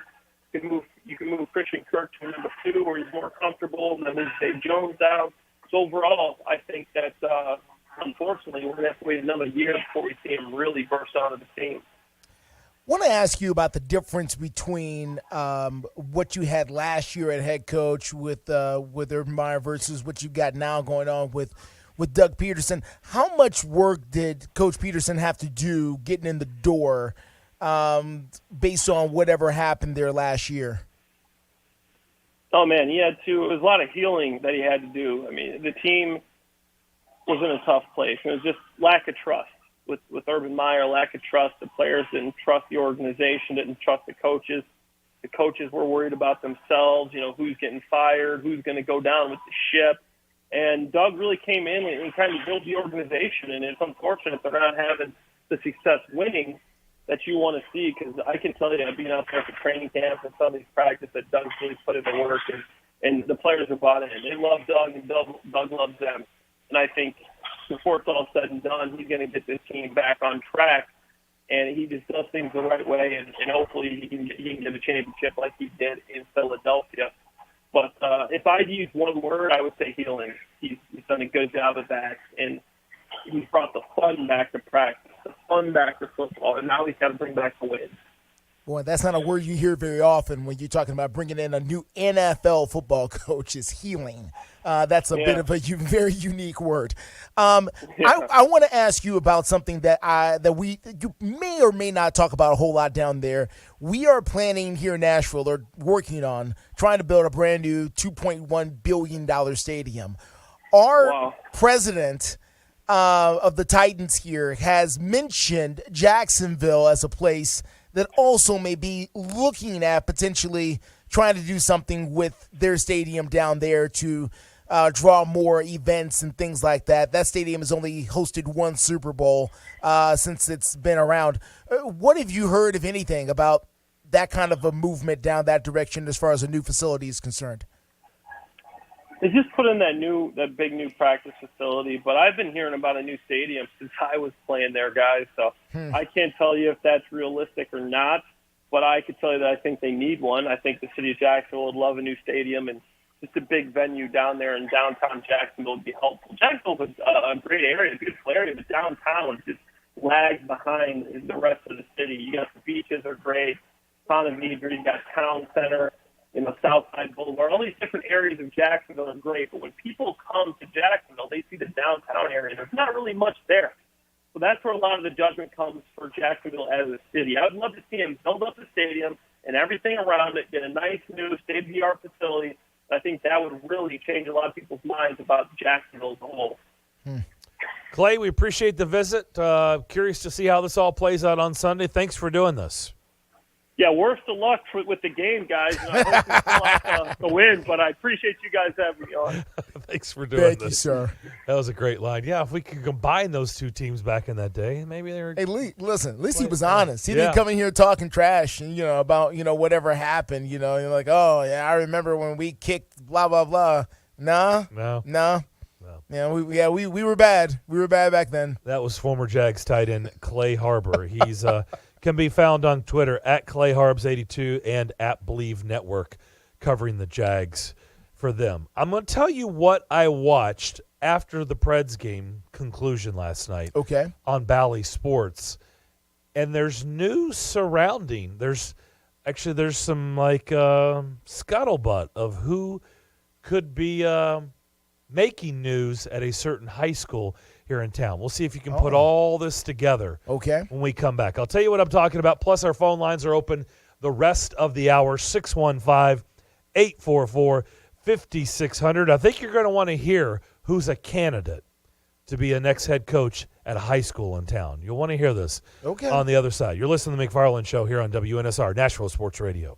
Located at 5410 Murfreesboro Road in the heart of Laverne, City Slickers is one-stop shopping for all your liquor, beer, and wine needs and has been a multiple winner annually in the Best of Rutherford County voting for Best Liquor Store and Top Wine Shop. Featuring the lowest prices, the best customer service with unsurpassed knowledge, City Slickers offers the largest craft beer selection in Rutherford and southeastern Davidson counties and has beer on tap at its Growler filling station. City Slickers also sells mixers, sodas, snacks, tobacco products, and the Tennessee Lottery, and can place special orders and assist with all your events and even wedding planning. Make sure you follow City Slickers on all their social media or just give them a call at 615-280-7469. That's 615-280-7469. Located in the heart of Laverne, City Slickers.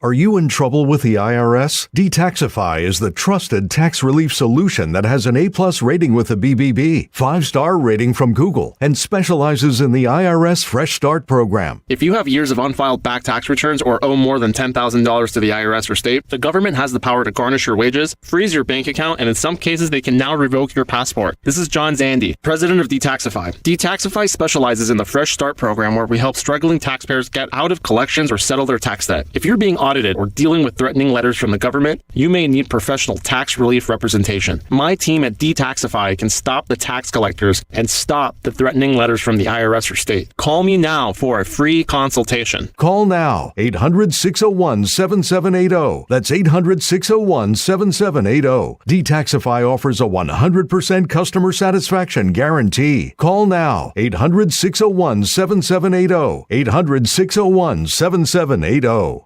If you need a staycation or planning a trip to Music City, stay at Bento Living Chestnut Hill. Voted the best boutique hotel in Music City by the Nashville scene. Bento Living is located on the edge of bustling downtown. And if you're looking for somewhere to host your holiday party, whether it's an intimate gathering or a corporate celebration, they have unique spaces to fit your holiday needs. Visit bentochestnuthill.com for more information and reservations. WNSR Nashville Sports Radio would like to take this time to say congratulations to Greg Poe. Greg is a member of the 2023 class of the Tennessee Sports Writers Association Hall of Fame. Greg Poe has been a standard and staple of Nashville sports media. Congratulations to Greg Poe and the rest of the 2023 class of the Tennessee Sports Writers Association Hall of Fame. From your friends and family at WNSR Nashville Sports Radio.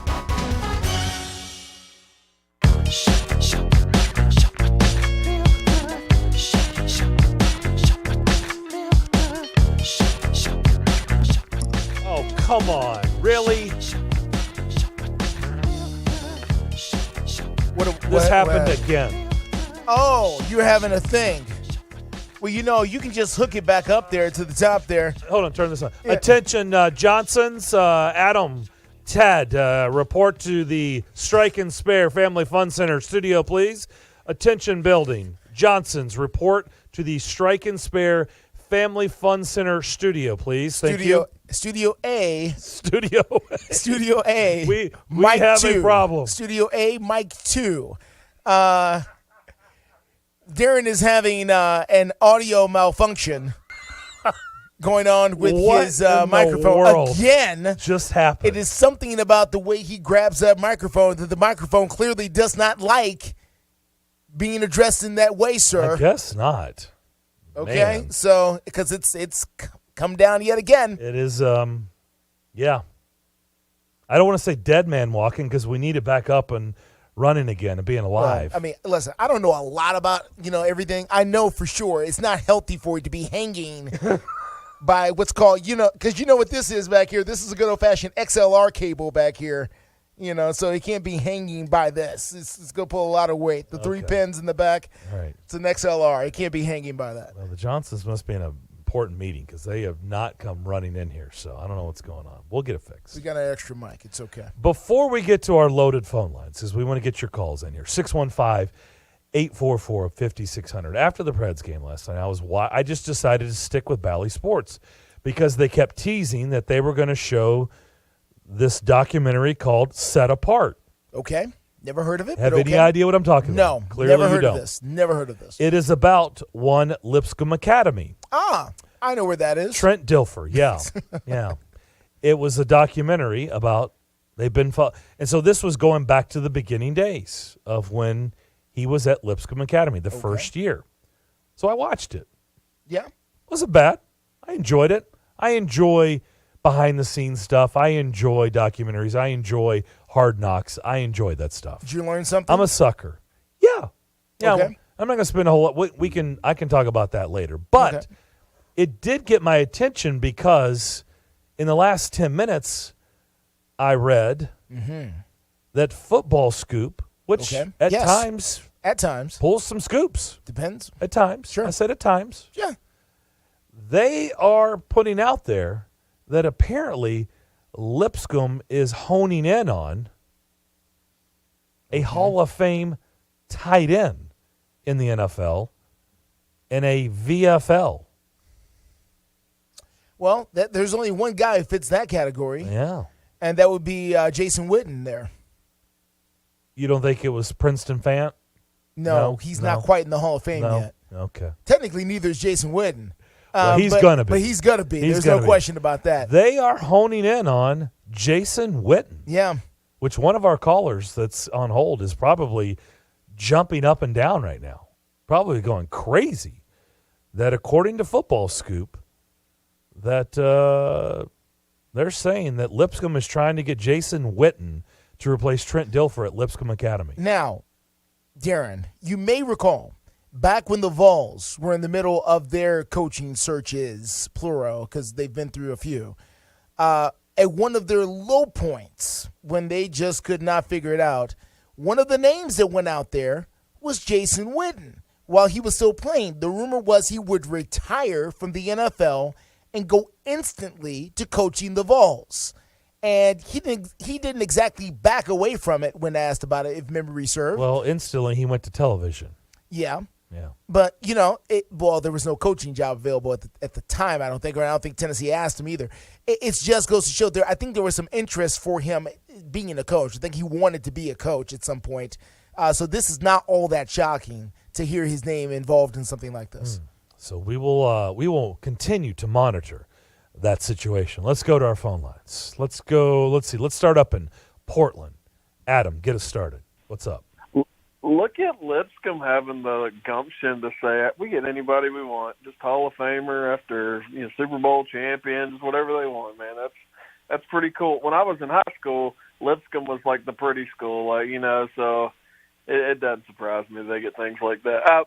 This is what I was calling about, man. So I'm nervous about Sunday, and I'm going in with the mindset Titans are going to win by a couple of touchdowns because Derrick Henry owns them. He loves them. He's taken care of them all through the years, and so I feel like he's going to do that again. But if you think about it, Darren and Justin, if we lose this game, our season is different. It's a problem. Is it though, really? It is. We got to play them again, man. Yeah. It's not like we're up by 10 games. We're up by 2 or 3. So if they beat us here, then we have to play people like the Cowboys, which I don't have a lot of confidence right now, or even the Chargers who can sling the ball. Then we still have to play the Jags, and what's probably going to be a really big game in Jacksonville. All I'm saying is avoid all that and win this freaking game. John Robinson, I know he's a big deal. Is he that big of a deal?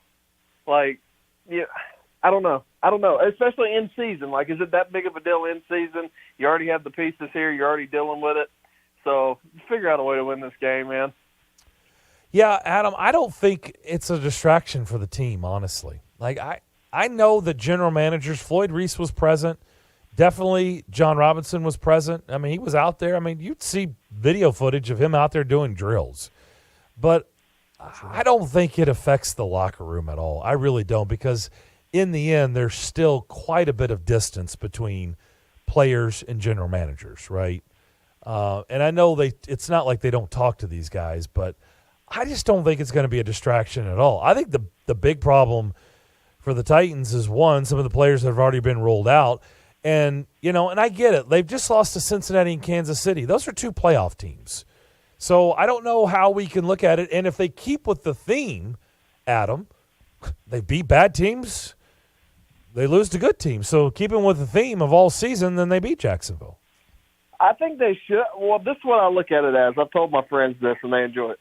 I look at the relationship with J-Rob as like, if you've ever met somebody and you say, hey, he's a good person, but he's like a really crappy spouse. Like, he's just not good with his wife. I've seen him around her. He's great with us, but he's not good. That's the way we were with J-Rob. Wow. Like, you know what I'm saying? Like, that's the way No, I don't know what you're saying. No, I don't know what you're saying at all. All right, so I'll break it down for you even further. No, It's not like that there was nothing that initially attracted us to J-Rob. Like, there was chemistry in the beginning. He did things that made us think it was going to be great, but then he made all these marital errors through the years, and you're like, this dude sucks at doing this. Like, they should just break up. And then AJ comes here and kills us, which is like the equivalent of getting a vacuum cleaner for Christmas. We're like the worst, most insensitive Christmas present ever, or break something over grandma's. You know what I'm saying? Like, just the worst thing ever. So you just got to axe it at that point. At Christmas, in front of the kids, you got to axe it. It's over. Just forget this year and move on. That's the way I look at the relationship with J-Rob. Adam, not that we know he wasn't good at some point, but it has run its course. Don't take this the wrong way, but if I had a prize to give you, I would give you the prize for the caller of the day. And I'm not sure if it's because it was a great call or it was a train wreck of a call, but I would give you a prize. I really would. J-Rob, the bad spouse. Have a good weekend, buddy. All right, thank you. You too. That was quite a description of John Robinson. When asked to go deeper, he did. That's what's more impressive By the to way, me. he went from the marriage to a vacuum cleaner. I mean, he thought about this. What? He thought about this. Like, it was a prize of thanks for the call and what just happened. It's one thing to make an analogy, then there's another thing to just, well, let me tell you how I got it worked out. See, what? By the way, just to paint the picture, because you can watch the show every day. YouTube, Facebook, and Twitter. Oh, man. If you were watching, when Adam kept digging in deeper, like Justin pushed his microphone away and was like, I think I'm out. Like I don't want to be a part of this. He sat back in his chair and was like, I think I'm pulling the ripcord on this conversation. I'm getting out. It's like, I don't want to be part of this. We're getting into a territory here that I'm not comfortable with, where we are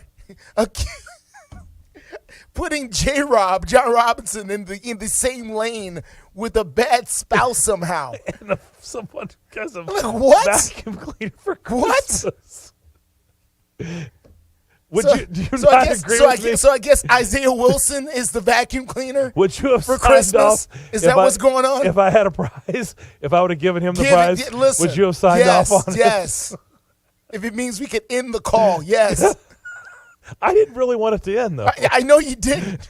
I was enjoying it. The ride was going way too fast for me. It was bumpy. The ride was going way too fast. It was not smooth. I was pulling the emergency cord. I wanted to get off. Justin was begging for him to stop the ride. He was like, stop the ride. My seatbelt's not tight. Stop the ride. Hold on. I'll climb the stairs I and get out. don't want to be in the same lane where we're calling J-Rob. John Robinson, listen, we don't know what kind of husband or father you are, my man. We're not making these kind of things. That's not what we're doing. In 2.5 months, I've not seen you literally push the microphone away and sit back in your chair and be like, I'm out. I'm out on this. Do not want to be. I don't want my fingerprints. We heard you co-signing. No, you didn't. CSI Nashville came in the studio, and Justin was putting on plastic gloves. Like, I don't want any evidence. Want anything. No. Something very bad happened here, and I don't catch my DNA in here. Gotten ugly. Just after the microphone broke. Yes. Explain. I don't know. I don't know. Gosh. Go ahead and dust. I got nothing. Wow. Man.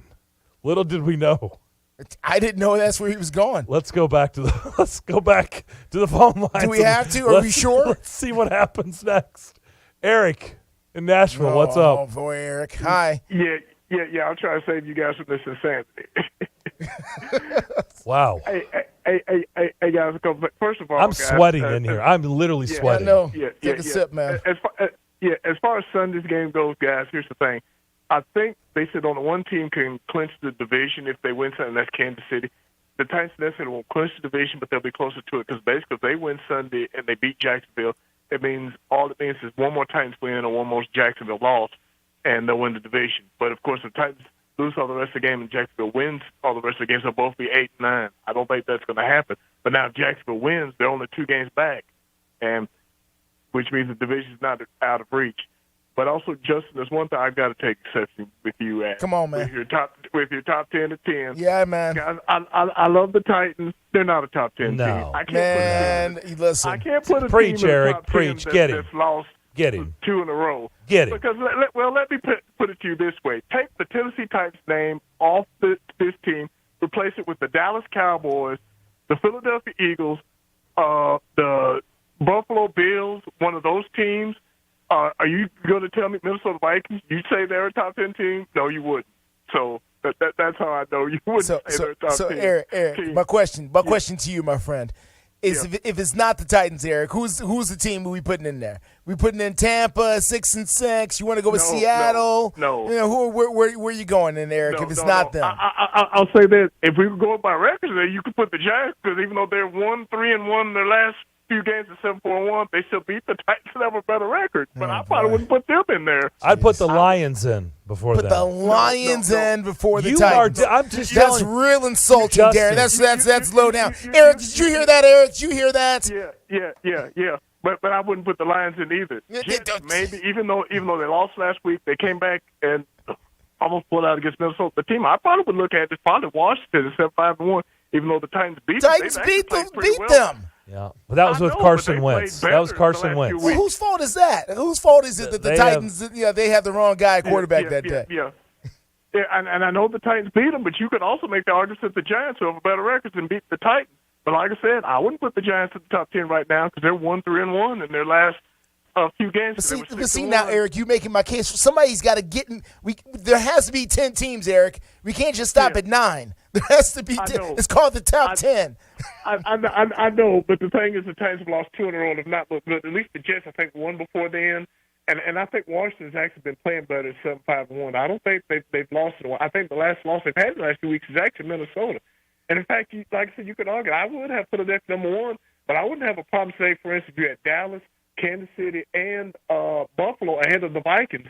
Even though the Vikings beat Buffalo, I wouldn't have a problem, say, for instance, you had Minnesota 5th. I wouldn't even have a problem if you had Cincinnati up there, like had them like 3rd or 4th or whatever, even though Dallas beat them. I mean, I agree, you don't look at records, but I just can't put the Titans in the top 10. Justin had Cincy 3. I had them 6. He had them 3. Yeah.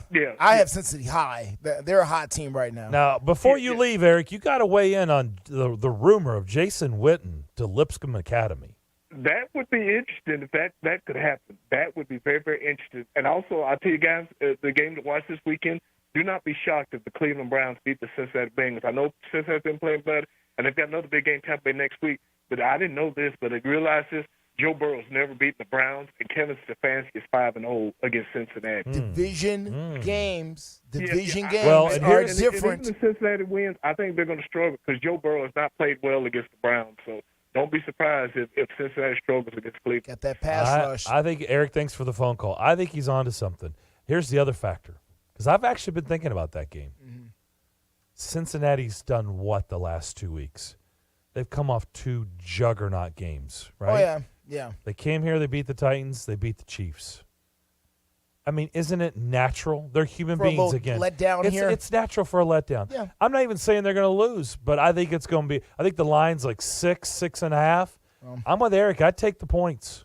I'd take the points because I think it's going to be – I think it's going to be tight, and I think there is a chance the Browns do pull off the upset. You're also going to be playing a very desperate Cleveland Browns team. The Browns are 5-7. They're playing for their season here essentially. Yeah. Another loss and they're done.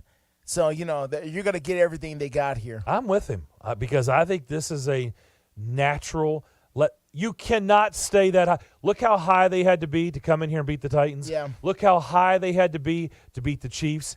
And you expect them to duplicate that 3 weeks in a row? Yeah, Cleveland it's needs gonna this be game hard. a lot more when than you the, know than the you're playing. Bengals do. Oh, we're playing the Browns. Yeah. Like, okay, Yeah. you know what I mean? It's just natural. No, it makes sense. Makes sense. Like, I get it in the NFL. We get it any given Sunday. Anybody can lose. That's true. Like, you can say that all day long, but they're still human beings. And they're like, we're playing the crappy Browns? Okay. Yeah. Sorry, Devlin. I'm used to it. Okay. Say, Devin I just knows, realized Devin I knows said who he cheers for. Darren knows who is. No, I know, but You did this in Cleveland, too, you know. He gets it. You know, he's a Browns fan, so I just was like the crappy Browns, you know? He chose that life. But I'm with Eric. I think that's a good play. I think you take the Browns and the points, even though Joe Mixon looks like he's going to play. Yeah. And Cincinnati's got their loaded arsenal ready to go. It would All their seem offensive players all the weapons are back. All the weapons are back. But I still think it could be a letdown game. Just saying. And by the way, you keep dissing the Lions. They are favored against a 10-win team. They are favored. Okay. Against the Vikings. That's nice. That line started off. I'll give you a little insight on it. Devlin, we'll see if you paid attention. This line started at the beginning of the week. Vikings favored by 2.5. It's now flopped to the Lions favored by 2.5. I mean, I'm just saying. That's a lot of line movement. You know what else? There's a lot of not line. L-I-N-E. Detroit Lions football history that would suggest that this team flames out in months like December. There's a whole lot of that going on too. Okay. So we'll see. I'm just saying. You bet if the Lions win, you're I'm going not to hear it on betting Monday. anything. No, I'm saying you're going to hear it. You're going to hear it. That's fine. Come on with it. Let's go to Columbia. Nate, what's up? The way y'all were describing Justin's feelings with Adam made me think of the video where Kevin Hart passes out on a roller coaster. I know what you're talking about. That's good. Yeah. What he didn't pass out, but he was just tapping out. Like he wanted no. I just wanted to get off. Yeah, he wanted no more part of he didn't want any more of Adam's call. He couldn't take it anymore. He couldn't take it anymore. I'm going to give y'all a thought here. Yes, the line on the sports books is 42 for the Titans game, but when in the history of the team could we say that this game might be lower than the Army-Navy game? Wow. Oh, that would be hard because remember, these two defenses are not good. They're at the bottom of the barrel in the league. So I understand what you're saying. I do too. But I mean, hasn't Navy Army come on the under for 10 years in a row or something? Hasn't it been the under? I think I've heard the stat where the under's only hit 9 times. The under is only hit 9 times? Yes, and the line just keeps dropping. The over-under just keeps dropping every year. Really? Huh. That's what I heard. Okay. Well, I mean, when I look at a Titans team that struggles to get to 20, and most times they don't. Their highest output this year was the Packers game, 27. That was it. That was their big explosion game. Yeah. 27 points. And you want both teams to go over 42 or 41.5? You want them to get to 42?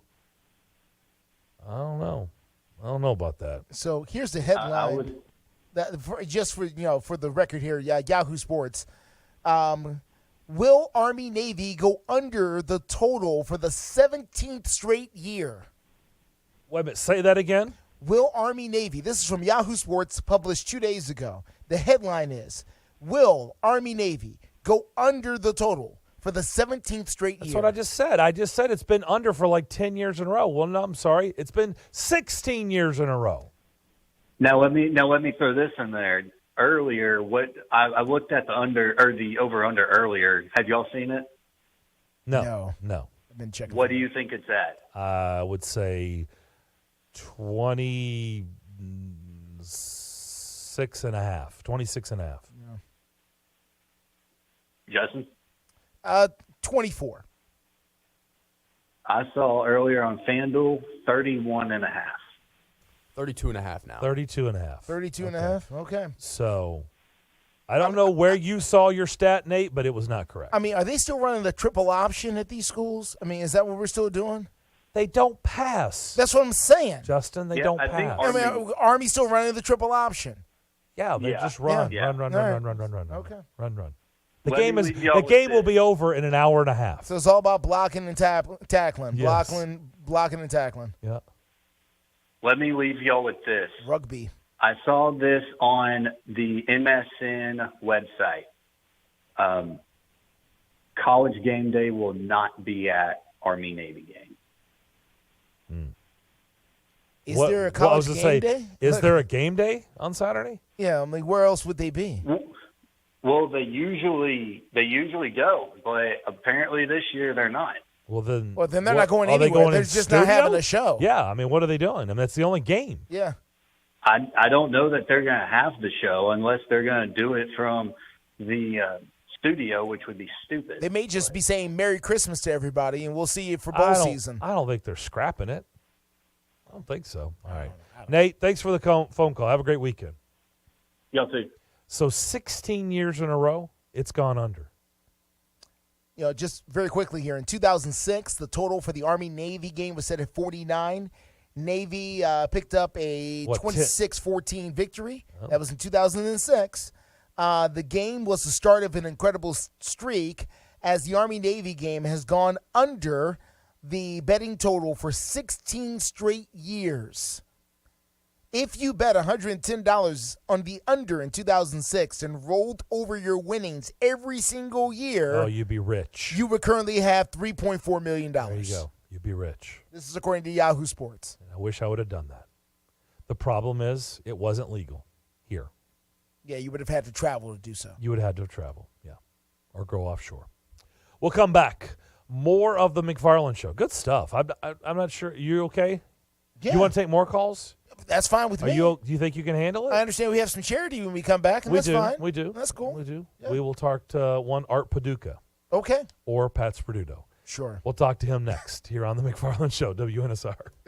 Are you looking for a trusted partner who knows AT&T business inside and out? ABS Communications is an organization built on the premise that telecom solutions and working with companies like AT&T can often be complicated, and the customer needs someone to help them navigate through these complexities. They make complex simple. Whether it's helping maintain, manage, or secure your business, ABS Communications is here to help all your business telecom and mobility needs. Their business was built with the goal of simplifying the process of connectivity for the customer and establishing a long-term relationship of trust through transparency and accountability. ABS Communications is a top 5 AT&T authorized agent with over 200 years of AT&T technical experience. You can call Mark and the gang at 615-349-8588, or you can visit their website at abscomm.net. And remember, mention the McFarland Show to ABS, and you could get up to $250 in a Visa gift card for new ABS business customers. Hey, it's Patton Cook from Run With It. Let me tell you about my friends over at Smiles by Design. Dr. Dwayne Jones and his team focus on providing you with personalized, gentle care that you deserve. Smiles by Design are one of the few practices that offer state-of-the-art, needle-free cavity fillings. I started going to Dr. Jones 2 years ago, and he has completely changed my smile. They are located at 105 Threet Industrial Boulevard, Unit 1001 in Smyrna. You can visit their website at drdwaynejones.com for more information, or you can call them at 615-355-1033. Again, their number is 615-355-1033. Or you can search for them on social media at Smiles by Design. So be sure the next time you're looking for dentistry services, give my friends over at Smiles by Design a try. And don't forget to tell them Patton sent you. Realtors abide by a code of ethics. This is Article 9 in action. Beth, a first-time homebuyer, knew nothing about the home buying process, except that she wanted to buy a home. But her realtor had the expertise to make sure Beth understood every document, even giving her copies to review with her lawyer so Beth could close on her first home with confidence. Complicated things explained in simple terms. The difference between an agent and a realtor is real. Realtors are members of the National Association of Realtors. That's who we are. Grizz Nation. Make some big Memphis noise and don't miss your Grizz this Friday at 7 as they battle the Pistons on Adoptable Pet Night. Presented by Hollywood Feed. Arrive early as the first 5,000 will receive a player pet calendar. Get hyped, get ready for a star-studded show, and secure your tickets today by calling 901-888-WHO or online at Grizzlies.com. Grizzlies, Pistons, Friday at 7, right here on WNSR, Nashville Sports Radio.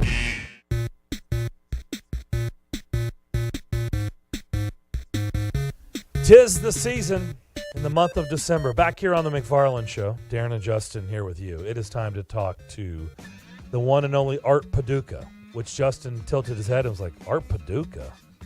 Well, also known as Pat Sperduto. Okay. It's Christmas time, and it's time for us to bring a miracle and more importantly, some joy to some people's lives. Absolutely, if we can. And just to bring an off-air discussion on air, when you were the head coach of the Nashville Cats, Justin said, Pat Sperduto treated me so well, even though I had really dumb questions. And I said, well, guess what, Justin? He would treat you the same way today because he's just as cool as he was when he was the head coach of the Cats. Oh, I don't know. I tried to treat everybody well. I probably had more dumb questions than all of them put together. I question myself all the time.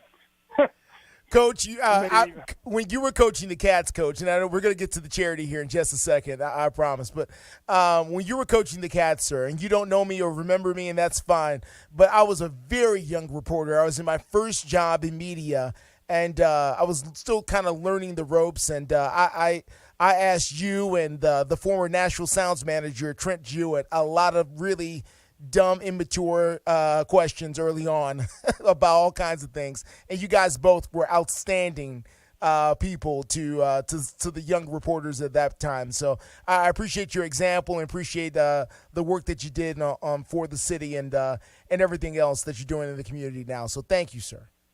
Oh, I'm so honored. Thank you, Justin. It's kind of like I said, I was so lucky. I say it every day. It's funny because when I'm on the road, out of the clear blue, I just start reaching out and calling some of the old players. And unfortunately, we just lost such a great person in Jarek Hillary. He lost a battle with cancer, and I went down on Friday, and my heart broke for his family. And those guys that played on that team, they were just special people.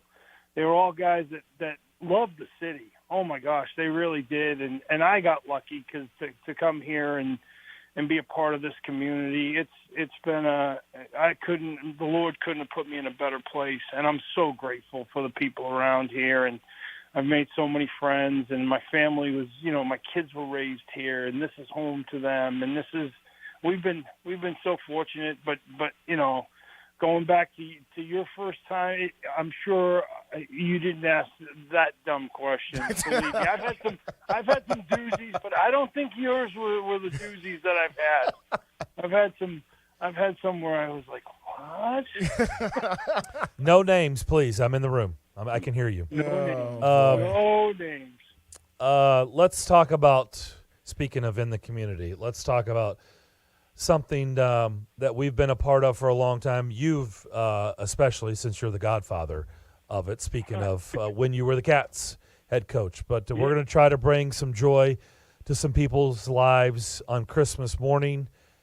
Tell our great listeners out there how they can help and what we're doing. Well, it's been over 25 years we've done it. We had a little stumble through COVID, but we've been so fortunate. What we do every Christmas, and my wife and I started it a long time ago, and I started even before that by myself up in Boston, is I would go out Christmas morning, and I will bring people's gifts to the homeless community. And really, it started as blankets, and then it became blankets and sandwiches, and then it became, my first year here, it was my wife and I went to Subway and bought, 100 Subway sandwiches and drove downtown Nashville and gave out Subway sandwiches that first Christmas we were here. And then the next thing you know, we had a bunch of other families that decided they wanted to be involved in it. It's not a, it really, we threw a name on it just for the sheer fact that we wanted to put a name on it, and the name comes from, and someday maybe next time I'll tell the story.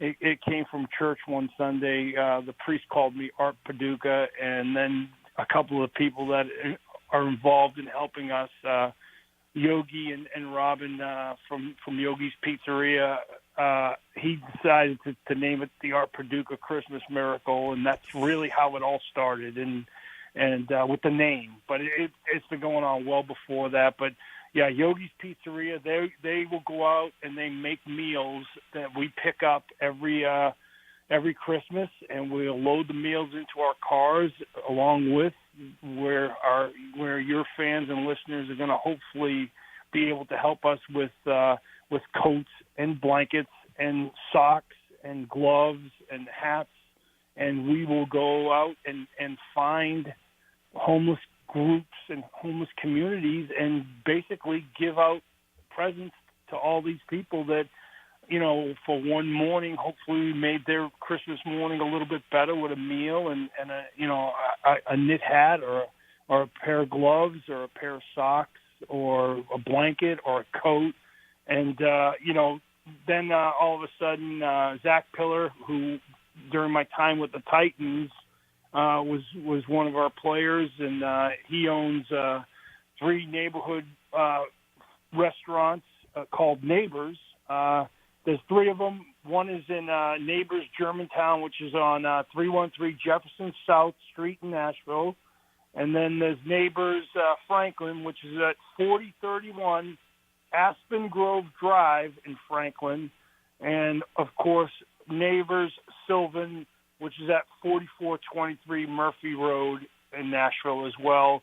He has set up drop-off bins at all 3 locations. At any of the Neighbors, you can look it up online if you didn't get those 3 addresses. He set up drop-off bins, and what we're looking for is your listeners to, if they can, because of COVID, we have to get items that are new, like hats, socks, gloves, scarves, undergarments, like long johns and long john shirts and T-shirts. Unfortunately, they have to be new, but they don't have to be brand name. You could go to Dollar General and pick up a package of socks and drop it off, and we are going to make sure that all those socks get given out, and they're going to help our homeless community. And then you can also gently use things that are not in direct contact with the body, like coats, sleeping bags, sweatshirts, and shoes. Any of that stuff that's dropped off, we are going to package it up, and we are going to take it out, and we are going to make sure anybody in our homeless community gets things that they need to survive, our winters here. And it does get cold around here. Fortunately, today it's only wet rather than cold, but, we just went through a cold streak, so hopefully we can help some people on Christmas morning. And Darren, you, your wife, and your son have been a part of this, and you know how lucky we are. People don't realize we're the lucky ones. It's completely selfish because the gratefulness that we get inside our heart is how we win in this deal. And, they may get the items, but we get the joy. We really do, and we're so lucky to be the messengers for our community. He doesn't know any other way to start off Christmas morning, so wow. And we're going to keep it that way. So those 3 Neighbors locations are drop-off spots, and I'll continue to pass that along. But I will say this. We're going to do our show at the Chevy Buick GMC of Murfreesboro dealership down in Murfreesboro. Duh. Yep. Right there off Medical Center Parkway. I know that was redundant. It's a giant dealership. We're excited. We're going to be in the showroom there on Thursday, December 22nd. Very cool. Thursday, December 22nd, doing our show, and so we'll encourage people that are, if they can't get to those Neighbors locations in the coming weeks, save it up for all of our, Rutherford County listeners on 107.9. If you can come to that dealership and drop off stuff, we will be there that day accepting your gifts. So absolutely, we would appreciate it. And everything gets used. It's obviously this is not the great thing is this is not one of those charities where there's no, this. Everybody that's involved is completely volunteer, and everybody that's involved loves it. Like it's, like you said, it's how we start off Christmas morning. It makes everybody grateful. So if you drop off a package of socks, we are going to deliver it for you so you can feel like you've made somebody's day a little bit better once you drop it off. This will be one of many installments on this show where you can pass this information along. Pat, appreciate it as always. Have a great weekend, and we will talk to you next week. Thanks, Coach. You got it. Thanks. So the moniker for your show, it should be McFarland with like a 2 at the end for all of us math minds. Put the 2 up in the top corner after the D in McFarland. Oh, well, you could have. This information would have been handy about 2.5 months ago. Before we started the show. He was busy. I'm a math mind. Fallen squared. Okay. I'm sorry. I like it. Thanks. Keep kicking butt, and I appreciate both of you and all you listeners as well. Have fun. It's a great time. We're almost at Christmas, and there's a lot of things going on in sports. So keep talking and having fun. No doubt about it. We will. Pat, thank you so much. Thanks, guys. Pat Sperduto. Just like I said, he's been doing this since he was the head coach of the Nashville Cats. Both stints. Yeah. Speaking of twos. Mm-hmm. Yeah. Both stints. Mm-hmm. And we've been doing it with him for 17 years. Very cool. Christmas morning. Very cool. Everything he said, I completely endorse. It is unbelievable. And, they're so appreciative, and we're happy to do it. Like I said, we will be doing our show down in Murfreesboro on Thursday, December 22nd, at the Chevy Buick GMC of Murfreesboro. I think that address is 960 John Rice Boulevard. You can't miss it. It's right off the Sam Ridley. No. The Medical Center Okay, Parkway. yes. No. Let's say no. No. Medical Wrong Center town. Parkway. You can't miss that big glass encased with the cars and trucks. That's that dealership. So, okay. Yeah. Exciting stuff. Yep. Good show. Fast show. Yeah, moving along, we appreciate all of our callers. We honestly do. I were just having fun. We were having fun. I really do want to express that we appreciate all of our callers and taking the time to call. You wait on hold to speak to us and share your opinions, and we really, really appreciate it. And because we need to hear the feedback. So want to hear you, want to hear your thoughts, and we appreciate each and every one of you. We really do. Titans get it done on Sunday? I think so. I do too. Here's the other thing. Jacksonville, by the way, on the road this year, they've won 1 game. Not the best road team. Yeah, I don't believe it's going to be 2. So I'm with you. So we'll see. Preds beat Ottawa tomorrow? No. Wow. Okay. Just, trying to trust the gut here. Okay. It's just gut reaction. What? I just asked you. So this Army-Navy cover, go over tomorrow. No. It's going to be 17 years in a row. 17 years in running. Right. That will do it for us and another week in the books. Appreciate all your participation. Have a great weekend, and we look forward to talking to you Monday starting at 2 o'clock. Stay tuned. Afternoon Stretch is next.